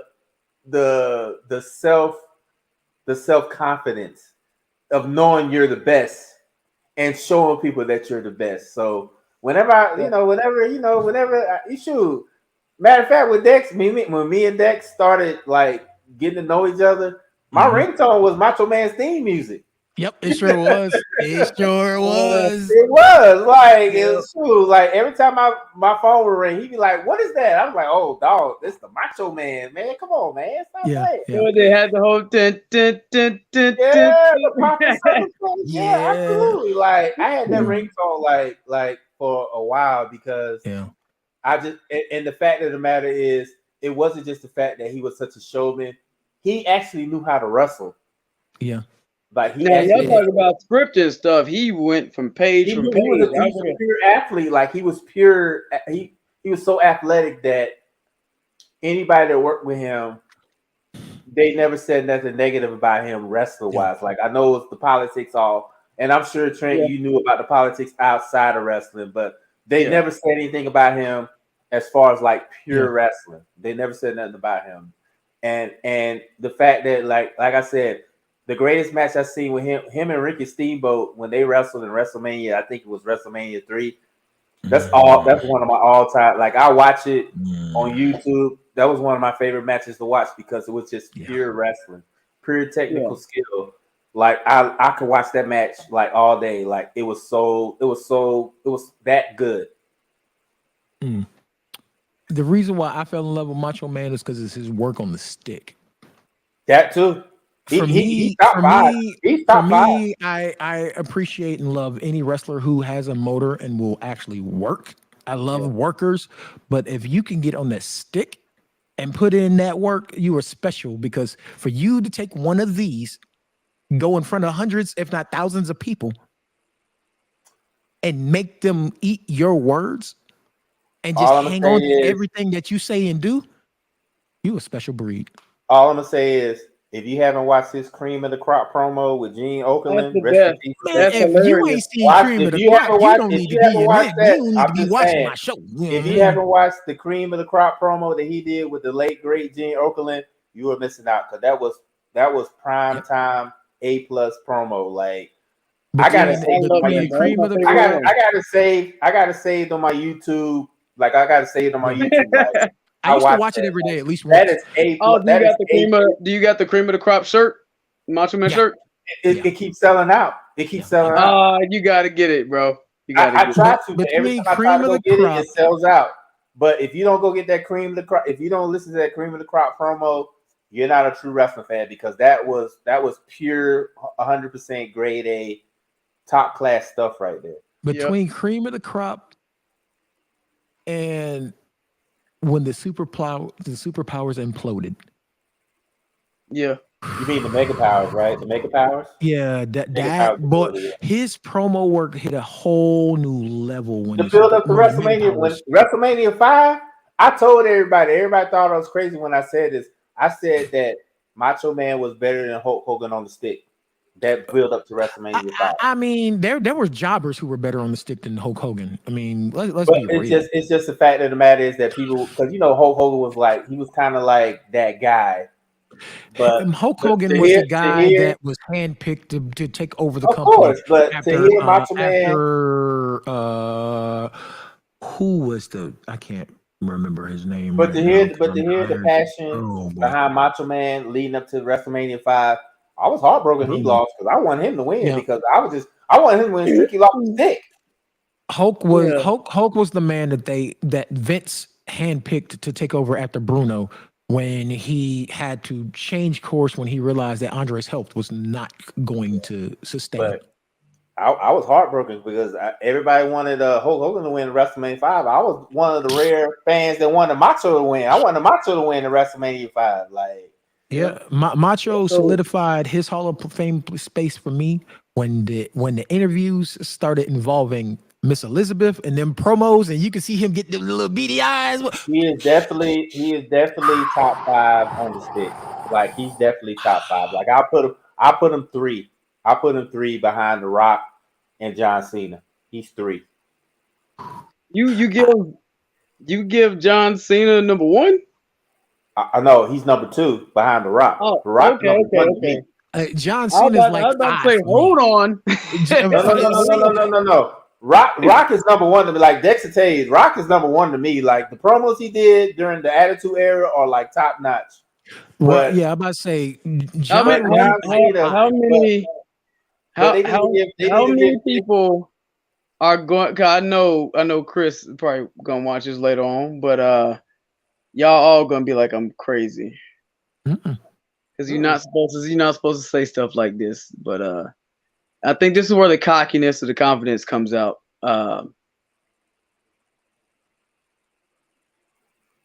Creativity. That's all. I'm just being honest, man. Creativity. Yeah. Rock is good. Rock is a lot of his stuff is very repetitive, and I do not put Rock number 1. But see, the thing about it is that, but not us because we can. It's more the fans. The fans love repetitivity. Like they love to be involved, especially the casuals. It's just like any sport. Because you can slap it on the shirt and keep it moving. Yeah, exactly. Like when The Rock comes out and says, when The Rock comes out and says, The Rock comes back, and then he says the millions of people like that. Like that's why I think he's number 1 because he knows how to draw a crowd. Yeah, because he's built that. Like you're in the business, so I'm pretty sure you differentiate from me and Dex because you're in the business. I just look at the fact that when I see him on the TV and that's what matters. The crowd is like they're into it. They feed into it because that's that call and response. That's the ability to get the crowd to move. That's what it's all about. Is this money and what you can draw. That's exactly just the way that I look at a promo.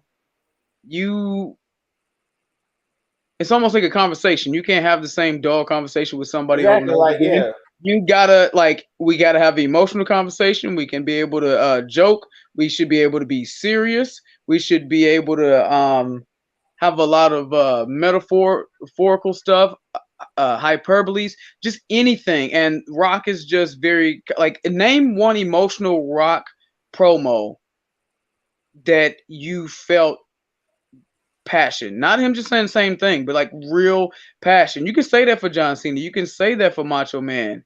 You can't really say that for Bret Hart. You can somewhat say that for Stone Cold, but not many has ever pulled on the heartstrings, right? Yeah, to make you be like, I'm rooting for this motherfucker. I care about what he's going through now. I will say the reason. This is me, and this is me personally. I think it tugged on me the heartstring is when he went from the corporate champ to the people's champ. It kind of tugged on me because I was a kid. I was small. I was a kid. So it did. So when he finally turned, when he finally turned from corporate, because I hated Vince McMahon. Yeah. So when he turned from corporate to face, I was like, oh, he's the people's champ. Boom, he's coming back. So then it was like, okay, so I get it. Like I said, I don't really know much because I haven't watched wrestling that much because after the Attitude Era, I kind of fell off because I think the Attitude Era to me was the greatest era of wrestling. That's just my personal opinion, that the Attitude Era was a great era in wrestling because a lot of my heroes was in that era. You know, Stone Cold, Rock, Triple H, Undertaker, Shawn Michaels. That was my era, like the peak for me. So when The Rock kind of turned to being more the people's champ, vice the corporate champ, I was like, finally, because I was like, I'm tired of him sucking up the Vince McMahon. Like, come on, like Rock, like people love you, and you're still sucking up the Vince McMahon and all that. But then again, is that stick work or is that creative? It's both. It's both. To me, it's both because he's good at electrifying. That's why they call him the most electrifying man. Yeah, because think about it. When he first came in, but if it came down to it, my number one, as much as everybody gonna be like all over my social media when I say this, but number one is John Cena. Yeah, I mean, don't get me wrong. Like I said, I put Cena number 2. I put Cena 2. I got Cena at 5. I got Cena. My number one there. I got Cena. My number 1. Yeah. Oh man. I got Cena at 2. I got Rock number 1. I got Cena at 2. I got Macho Man at 3. You know what I'm saying? So I think 4 or 5. You could flip flop 4 or 5. Oh man, my number 1 is Cody's dad. Dusty? Dusty, yeah. Dusty, yeah. Dusty's hard time promo right now will still make me cry. Yeah. Because you know what? He got on that microphone, you could just feel you could hear the passion just come out. And the crazy thing about it is, that's what's so great about wrestling because nobody has a number 1 that we can all agree on. That's so unique. And then on top of that, now he bring up Dusty, man. Like, so many other people I'd have to think of, but right now since we're bringing up names, I know y'all still gonna be like, "Wow, really, bro?" But it would be Cena, Dusty, then Rock, and then Austin. Yeah, for me is Dusty. I used to say Ric Flair, but yeah, he's one of the top 5. Older Ric Flair, NWA, beginning of WCW Ric Flair, that's 2. 3 is Macho Man, because all right, cream of the crop is cream of the crop. Let's be real. Let's be real. Cena is 5 because his promos weren't all catchphrases. His promos showed you that he did make a rap album and he did write his own lyrics, and sometimes you could tell he got a little bit of mastery of the English language. I like that. Well, I will say 4 for me, ironically, is just because I like those type of wrestlers. Yeah, because if you go between Rock and Cena, if you really wanted to talk about promo, both of them are great at selling out everything. But with what The Rock has built, he can go out and say the same spiel that he said 5 years ago, and he's gonna get the crowd and he's gonna sell. But that's the thing with wrestling, like it's about making money. It's about because fans are creatures of habit, and I hate saying this, but Vince McMahon was right about one thing: the fans don't know what they want until we give it to them. That's what I'm saying. Like that's why I said it's so unique. It's so unique because look at us. We all have a different number 1. We all have a different. I ain't gonna tell you your list is stupid. Exactly. Like everybody has it. But you know the funny thing about it is, and Dex is gonna laugh at me when I say this. But another guy that I find intriguing on the mic, and he's the reason why I have the nickname Pancake. Oh my Lord! If you tell me Titus O'Neil. Oh yes, Lord. Because I never answered who my number 4 is, but my number 4 is Triple H. Segment that he did with John Cena was top notch. Like, oh man, boy, Rufus Pancake Patterson. Think about it. I do have. He's not top 5, but it's like honorable mention. Like, I don't have a 4 or 5. My 4 is Triple H. That's the one that was. I still, as a kid, I still gotta say, I know y'all gonna remember him, but y'all gonna be like, damn, he really picked him, because I don't know why. It was something about him when I was a kid. I really loved his character and gimmick, and he just had flash and flair, and that was Johnny B. Bad.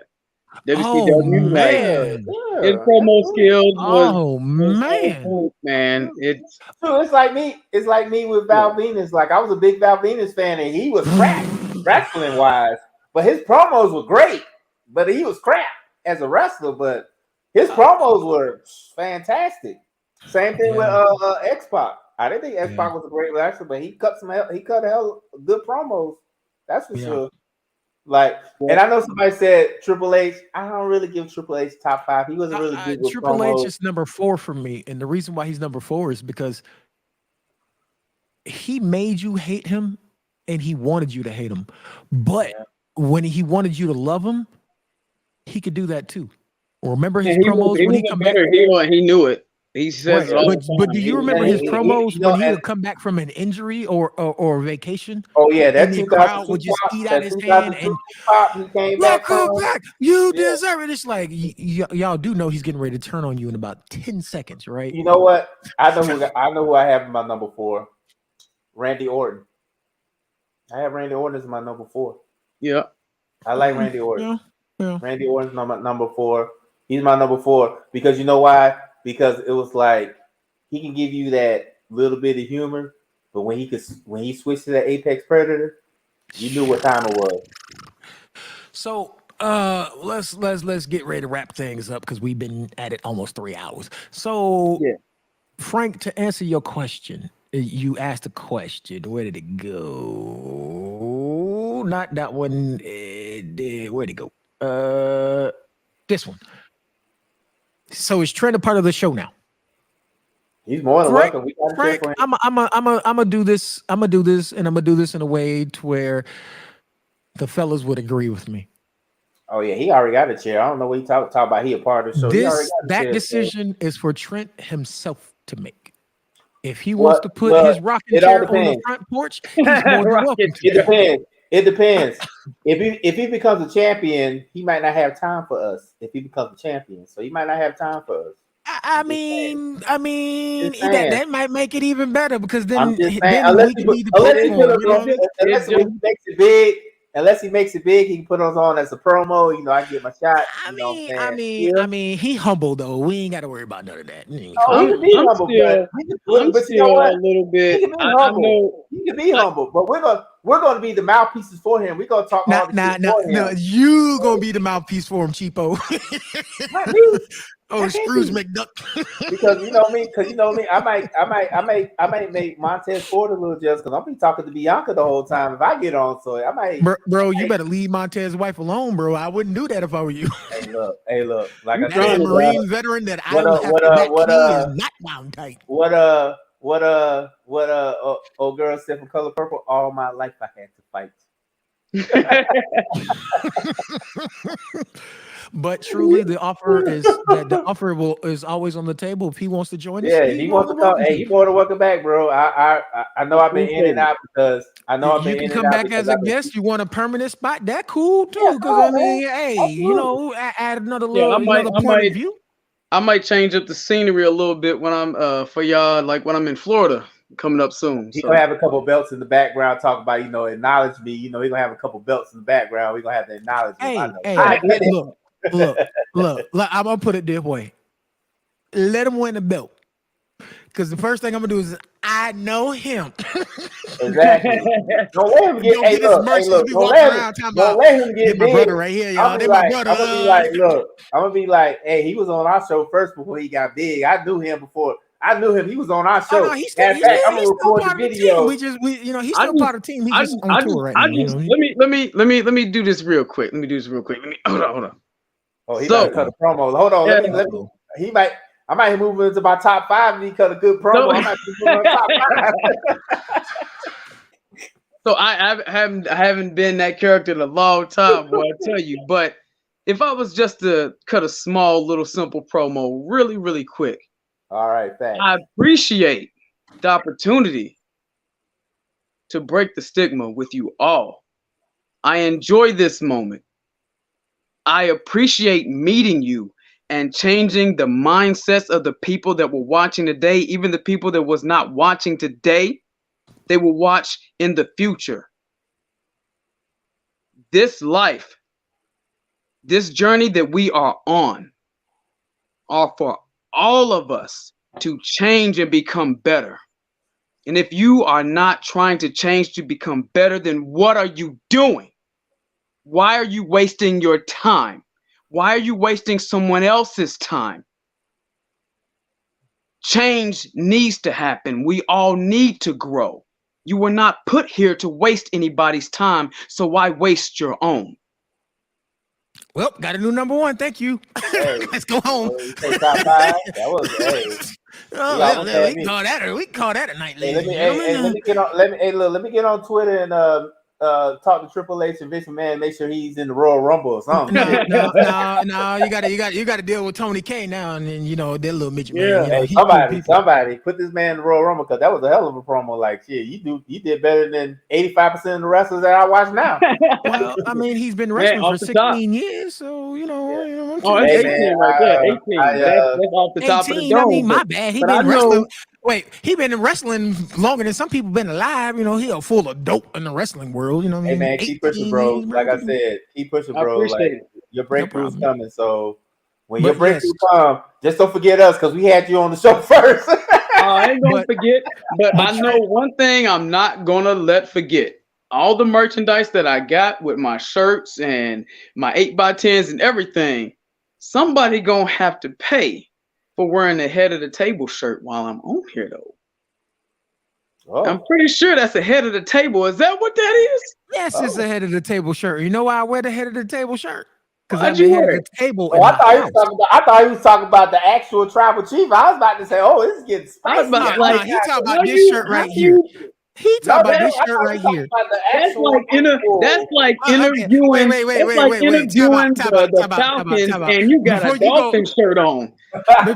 Before you go into full promo mode, you want to know the truth on why I'm wearing this shirt? Chief. Hold on. You want to know the truth on why I'm wearing this shirt? Let me be black for a moment because it was clean.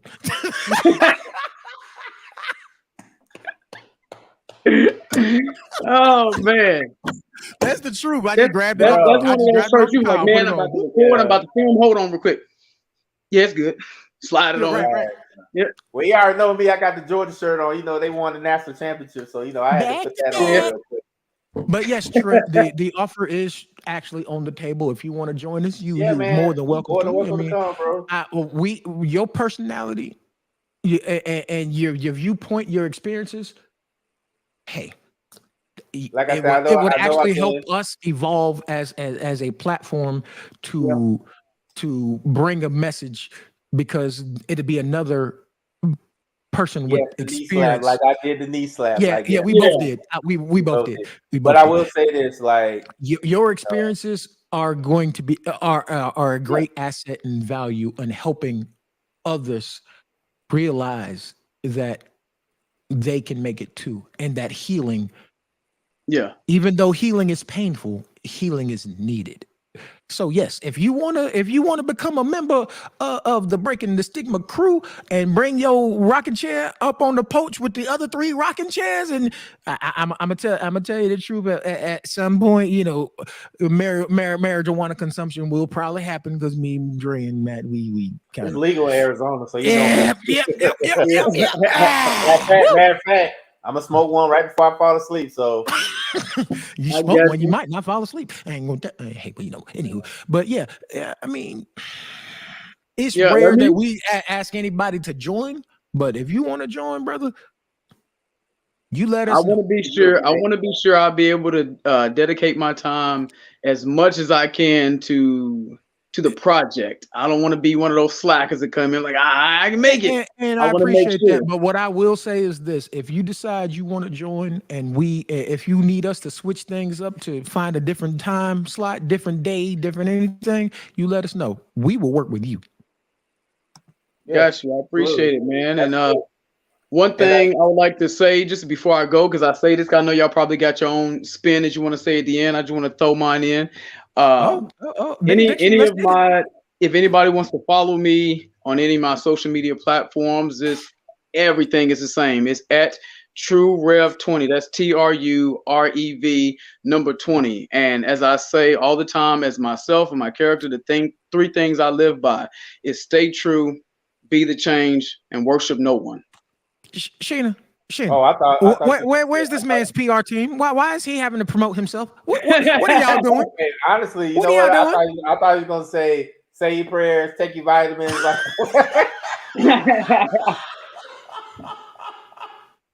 Nah, not that. Oh, not to eat, Never not to that. say your prayers and Get your eat your vitamins. vitamins. Not the Hulk Hogan. Oh, the honorable mention for one of my favorite promo guys, Iron Sheik. Sheiky baby boy, he'll make you laugh, bro. You just be like, That dude wild. He wild, boy. Wow, man. well, he wild on Twitter man. for real. But boy, when he was allowed to go, he used to make me he got Sorry, he's got to hire me. He's gotta hire me first. Whoa.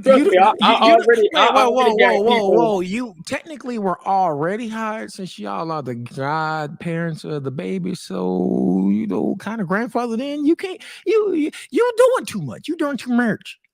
You're doing too much. Man. So, like, I know I'm gonna end up going to the gym, come back, eat my protein bar, my protein shake.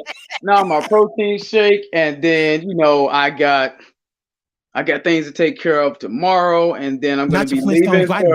You gonna bring your Flintstone vitamins out? No vitamins. I'm good, man. Good on that one. But then I got Friday going to Arkansas, which I think I promoted the show, but I'll be sure to promote it again. It's CKWK out of Kingdom Wrestling. Going to be doing that in Sherwood, Arkansas. That's on Saturday. And then Sunday, right after that, we're going to be in Rogers, Arkansas to do a show there. And then Monday, I know I'm doing some blood work for some clinical trials to set up for that to make sure I make enough money to take care of my daughter. And then she's going to be with me the whole time. So she's going to be having a blast, being my little cheerleader, my tag partner, my teammate. And then your manager, let's get it right. Your manager. Yeah. She be over there at the merchandise table, like, buy this one. Like, you don't know if they can buy that. Go on somewhere. Just stop, put it down. But then Wednesday, I got something big surprise. So y'all just, when it happens, you'll see it. And then after that, I'm going to take a flight to Orlando. Then I'll be out in Orlando wrestling, and then that's finally when I'll be back at home base. But busy schedule. For real though, you said Wednesday, and there's only one real thing that happened on Wednesday, so I ain't gonna spoil it. But congratulations! I'm just going to tell you congratulations. I do want to say this, hey man. I do want to just send me your info and stuff, man, because I definitely want to follow your journey, man. Because appreciate it. I'm not really big into wrestling, but I still watch it from time to time. So I definitely want to watch your journey when you get, from where you start to get back up there. So definitely. Yeah, because I plan on doing a documentary on the journey. Oh, I'm definitely gonna watch that. I got the bootleg cable, free 99.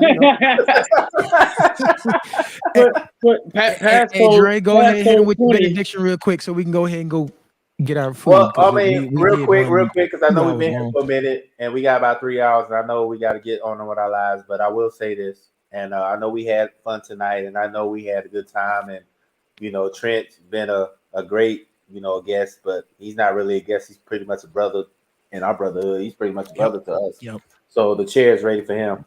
Only thing I gotta say is this: if there's a person or people in your life that you feel when they leave and your life gets better, accept it. I talked to Dex, I talked to Kim, and I'm sure Trisha's still here. They all know my situation. You talking about that person? Yeah, I'm talking about a certain person. They decided to. They figured they was better off without me, but I think I'm better off without them because ever since they left my life has been better. Things have been going exactly how I planned, and I don't have to worry about that person anymore. Look at Pastor Dre moving on up like the Jeffersons. Moving on up. Well, honestly, it's funny now, and I could laugh and I could smile a little bit, but y'all know how it was when I was entangled with that person, and It Yeah. didn't always. It wasn't always a smile, or wasn't always a great moment. You know what I'm saying? Hey, What's sis. still live there? Kim, I know Kim. I know she was gonna come Ladies and on. gentlemen, that's my wife. That's That my was wife. a Lord put have it back mercy. on there. That was a I told you so face. I know it was a I told her so face. Told you so face. She put herself on there. I ain't put her on But you nothing. got You talking about put it back on there. Put it back. but you gotta look at it like this. And I understand this. I know my sister's giving me that look, but you gotta look at it like this. No matter what you tell a person, the only way they're gonna find out if a person is wrong for them or not is if they have to figure it out. You know what I'm saying? Like, yeah. And I'm, you know me, I'm a Cancer. I'm very stubborn. I'm very stubborn about things. I'm very stubborn. Boy, So I love him to death though. That's my brother. you know, but and it's always been taught to me, and it's always been said to me, people come back into your life as life changing or a lesson. And this person was definitely a lesson on what I need not to accept. So to people that are still listening or still here with us, they're still here with us. Y'all wild. Y'all real ones for this one. If bad. that person or people decide to leave your life and your life gets better, don't try to contact them. Don't try to try to build that bridge back up. Leave that bridge burned. Leave that bridge burned. Leave that door closed. Delete all the contacts. Delete the text messages. Delete all that. Go no contact. Yeah, disconnect yourself completely from that person or people, because when your life starts to get better, that person is going to try to come back into your life, and the best thing you need to do is just tell them, I'm good. So I had to learn that lesson a couple times, but yeah, definitely you have to look at the fact that sometimes people come into your life just for a season, just to teach you something. And just take that lesson and move forward with your life. And that's my benediction. Oh yeah, and eat more Popeyes.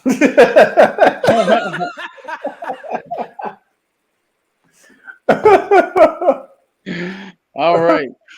Okay, well that just took the sting out of my benediction. Thank you, Dre. Because mine was going. You know me. I can't be serious too long. I gotta crack a joke. I know. I was going to end mine with bring a Buc-ee's to Arizona, but Definitely. They need to bring a bucket to Arizona because I'm missing out on the brisket sandwiches. But I will be in Florida in a couple weeks, so I would definitely have my full. Oh, I'm hating. I would definitely have my fill of brisket sandwiches, but I already contacted the Twitter Buc-ee's, and I'm like, I need to build one in Arizona. Well, I got you. To play off of my brothers, my benediction is simple. And yes, Shayna, the doors of the church is now open. You can go ahead past the collection plate because Pastor Dre don't work for free, so I got to make sure he get his. You got to get the collection. Hey, all I need is what's today? Tuesday. I just need $5 so I can get the 2-piece special. That's all. I need. I'll cash app you that one, bro. I got you, dog. Don't even worry about that. My benediction is simple, and it's a lesson that I had to learn today while at Best Buy. And it came from a very, very, very unexpected person. Don't buy that, put that back, and don't pay full price for shit. Is that what they said? Yeah, that too. But that's lesson, that's lessons from the hood. Oh, and yes, my house does pay in taco lasagna, so wheel currency. You know what I mean? Hey, look, that taco lasagna, man. Look, y'all could just put it on my doorstep. So if y'all gonna make some more. You put it right there on my doorstep if you want to. He said, don't even bring it in the house, just leave it on the doorstep. Just knock. I got the little app on my phone. Just ring the doorbell and I'll just pick it up. So you got a personal DoorDash for taco lasagna. I got you, bro. You already know. Hey, look, I pay $47. I pay $47 a month for that service. So yeah, put it right there on the doorstep. But the lesson I learned is that sometimes it's okay to do nice things for yourself. Mm-hmm. Not that. Okay, I'll help him out. I'll help him out. That's fine. It's not, and I'm not saying to where, oh, he said it's okay, be self. No, I'm not talking about be selfish. After you've paid all the bills, you know, there's food in the house, there's gas in the car, and everything's taken care of. That camera that you saw, that you wanted, you've wanted it for months. Quit making excuses for yourself not to get it. That trip that you wanted to take, but you always making excuses of, I got to pay this much money to get my passport for this, and then I got to do that much. Do it anyway. I have heard from every therapist, every specialist, and even AI programming have all said the same thing. There's no such thing as the right time. If you're waiting for the right time, you're going to wait until you die. There is no perfect time, so you have to be willing to get up and do it anyway. I'm not saying put yourself in no hole, but life is short. So if you got a dream, don't let your dreams be dreams. Let your dream be a dream deferred and not a dream deterred.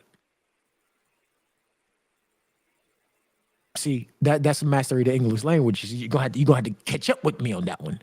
Don't let your dream be a dream. Let your dream be deterred and not deferred. Because if you defer your dream, it ain't coming back. You put that away permanently. If you deterred it, you just moved it to the side. It's a little road bump. You'll get to it later. When you become a parent, like I did, like Kim is, we deter our dreams. We set them to the side. We make sure the kids is taken care of. But what do you do with yourself after you've gotten to the kids to the point to where they can stand up on their own, where they don't really need you no more? You're going to cease to exist because time ain't stopping. If you spend so much time slaving for others, that when that time does come and you have free time, you're going to suffer. Because you're going to train yourself into thinking that your only purpose in existence is working for somebody else. It's okay to have fun. It's okay to enjoy yourself. It's okay.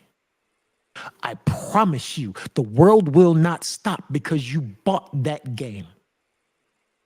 The world will not stop because you put 93 in your car instead of 91.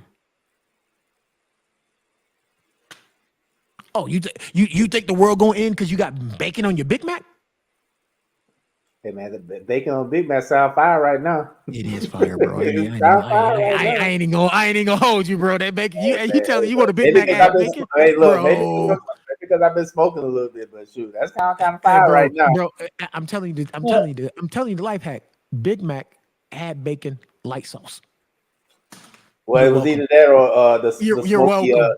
Or either that or the smoky double quarter pounder with bacon. That was Woo, good. that thing right there.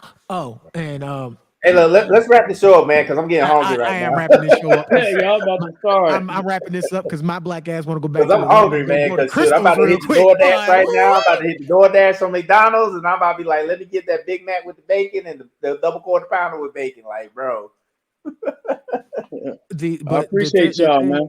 No problem. The Oh, thing I'm trying to put down for you is the thing I'm trying to put down for you is something that Pastor Dre told y'all when we first started this show 3 years ago.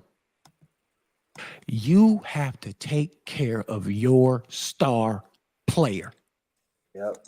And it took me a while to realize that. So appreciate you, bro. because it took me a while. And like I said, Oh, you know, I know how to make it go full circle. That's a long-term storytelling, baby. Woo. Well, the reason why is because in my benediction, it was me, you know who is why the reason why I have it. But now since you know who's no longer here, it's up from here. Well, Yep. well, you go up, and when you meet Trent up there with the up, y'all remember me. I'm a. Hey, look, he about to be the champion, so I'm trying to get where he at because he about to be the champ real soon. But you work for Intel, sir. I mean, come on now. Hey man, I work for Intel. I'm not famous like that. When the dude be the champ, everybody gonna know who the champ is. So I'm trying to be on there with him. I mean, but okay. He is the champ. I'll give him that one. He the champ. Like I'm trying to be out there, like I'm trying to be like Paul Heyman when he started talking. I had the belts in the corner. I mean, I can come out there and be an advocate one time. You know what I'm saying? That's it. Bro, look. When you start talking, now that you say that, I don't even have to say nothing, bro. I don't even have to say nothing. I'll just be in the corner, dog. I feel like I've been the most disrespectful person ever. I've always talked about how Paul Heyman is the great, and I don't know why I didn't think of him, but the best on the mic is Paul Heyman. That's my final decision. You know what? You are absolutely right. You know why? I will say this. That's the reason why Roman Reigns' career went up because of him, because of Paul Heyman. Well, the reason why Roman Reigns' career went up is because Vince finally stopped trying to shove Roman down our throats and now that too, and took him off the mic. Well, he's on the mic, but he's gotten better. But working with Paul Heyman, they took the script aspect away from him. Right, they didn't make him follow the script. They put him with Paul Heyman and turning him heel. That resurrected his career because I've been watching wrestling for a few minutes, but seeing him, it's like he's a whole different Roman Reigns is a whole different person for what I saw him with the Shield and like Dex said, showing people down. Now he's like, oh, he's this dude. Because once they got somehow he survived suffering succotash. I don't know how the hell as a wrestler you survive suffering succotash. So when Trent becomes Roman Reigns, I'm gonna be Paul Heyman in the back with the belts and don't say nothing. I'm just not gonna say anything. Because you're gonna have to go up there and say, yes, my tribal chief. You got lines, sir. I'm not gonna say something. You know what I'm gonna do?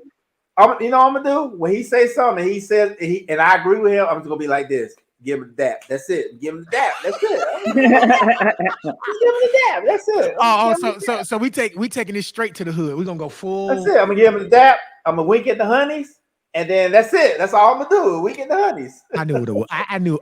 There it is. I knew it was something. You have. Hey, man.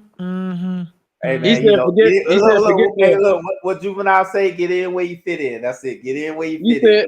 I guess you said forget the wink and the gun. I'm gonna get a wink and the dap. The wink and the dap. That's it. The wink and the dap. That's it. That's all I need to do. I don't want as long as y'all don't Monty Brown me, we all right, boy. I don't want to take the spotlight off of you, so I'm just gonna give him the wink and the dap, and I'm gonna be in the back, and the honey's gonna be talking. I'll be like, you'll be the manager up front. I'll be in the back being the enforcer. I'm gonna go pounce some people and just knock them through walls and things and run off. I'm gonna be the one with all the numbers in my hand. Be like, which one you want? Which one you want? Which one you want, bro? All right, fellas. Well, all right, bro. We about to roll. It's been fun. Let's wrap this up because it's time for my house to do these meatball subs. Dre, I don't know what your high ass don't concocted over there, but I won't. I'm about to call McDonald's soon. I'm about to get this double bacon Big Mac and whatever you said. I'm about to do that too. I'm about to call DoorDash. Well, I ain't gonna tell y'all what I'm about to do because the gym gonna make y'all feel like, damn. Well, I ain't gonna eat too much. I went to Planet Fitness and I did my boxing today, so I'm good. I could do a little cheat meal because I did my workout today, so I'm good. I'm gonna say something just to mess with you. I always say this to my friends. What does this make the skinny man feel bad because he ain't hitting no weights today? You know what? No. It's more so. If you cheat yourself today, you slow the progress that you can make tomorrow. Oh, I feel bad, but then I ain't no progress. You know what? You know what? Honestly, I do feel bad, but then I see that double quarter pounder. Your stomach growling. I don't feel so bad. But hey, hey man, you're more than welcome to come back, man. So Whenever you got time, man, just hit us up. We joke about it, but truthfully, there's a spot for you if you want it. Yeah, It's always going to be available for you.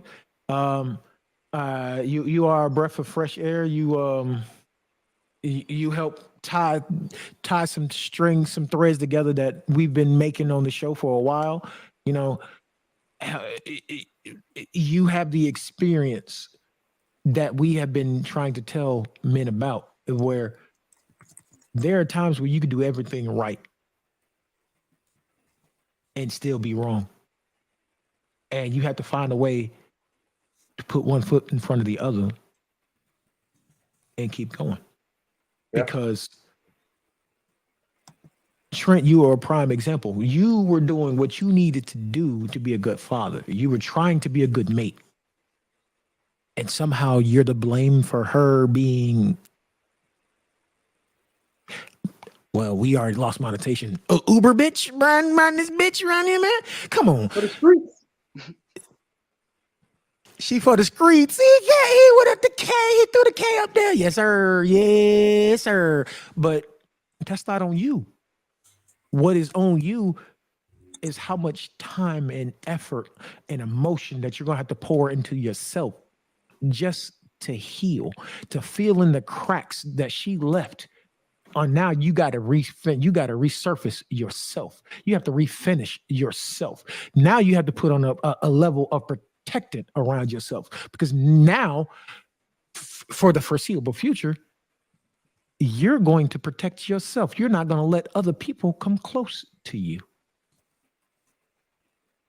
And people don't understand that their one action has a giant ripple effect. I did this to you, but now because I did this to you, other people are having to suffer from it. And when you care like we care, we also think about that. So now we're thinking about, did something I do make somebody else suffer? That's one that sticks with me.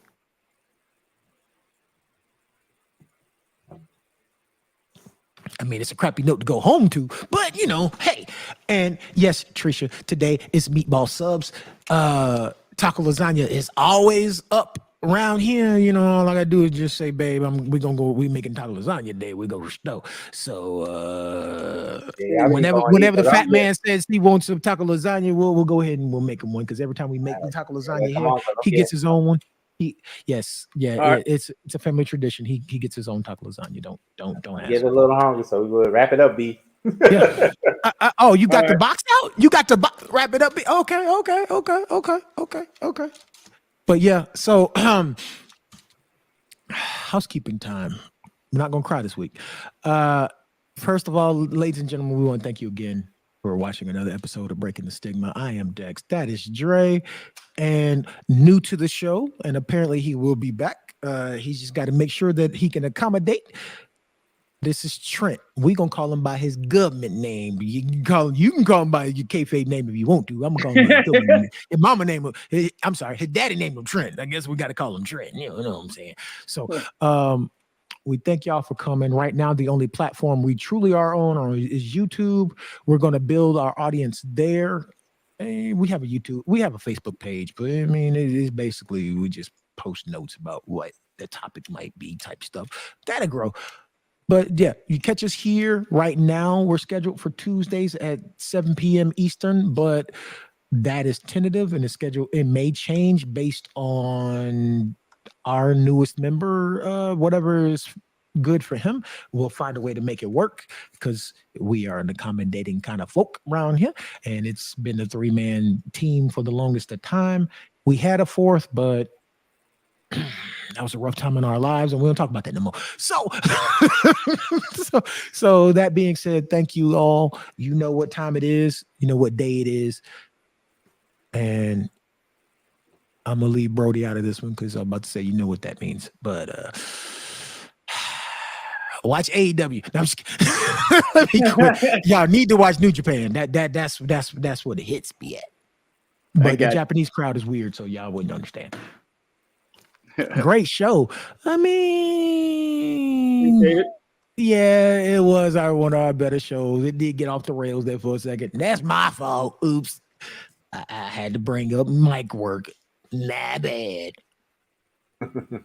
All good. We'll get it right. Good. Trent, I thank you Yep. from the bottom of my heart for you taking the time to join us and to be willing to share your story and bear your wounds in front of the world. Like you said, there might only be so many people watching live, but ain't no telling how many will watch later. Exactly. And your story may I think this is the help longest show we someone. had. This It 3 is. hours, so it was good. Yeah. Your story may help someone else. This show Yes. started after the death of Kobe Bryant. Seeing men Yeah. cry in the street was what we needed. The spark of motivation we needed to realize. Yeah. Men need a safe space. So we made one. Absolutely. Welcome to the Appreciate safe it, man. space. And we will Salute- continue. We will salute to you, continue to brother. do that.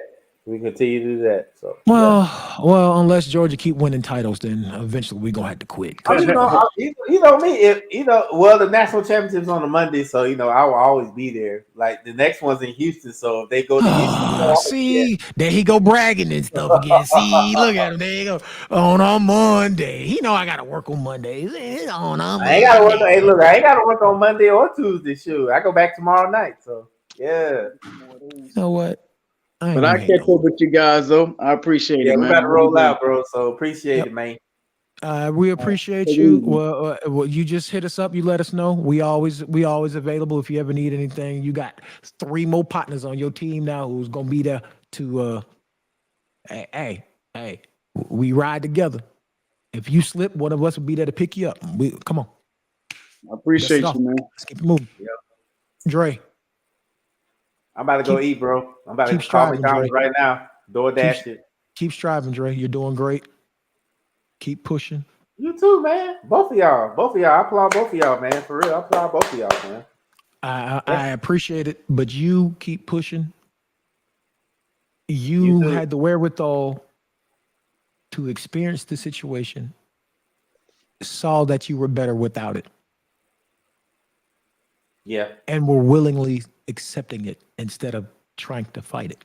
Because usually the heart wants what the heart wants, but you had the awareness to say, we don't need that. Yeah. It's good now. It's all good now. Everything's up from here. So what's up, man? So I'm out of here, man. We got to roll out to the next one. Fellas, I salute y'all. Matt, go take care of Dad. Enjoy the hockey game. We love you, bro. And we'll see y'all next week. Bet. Yeah.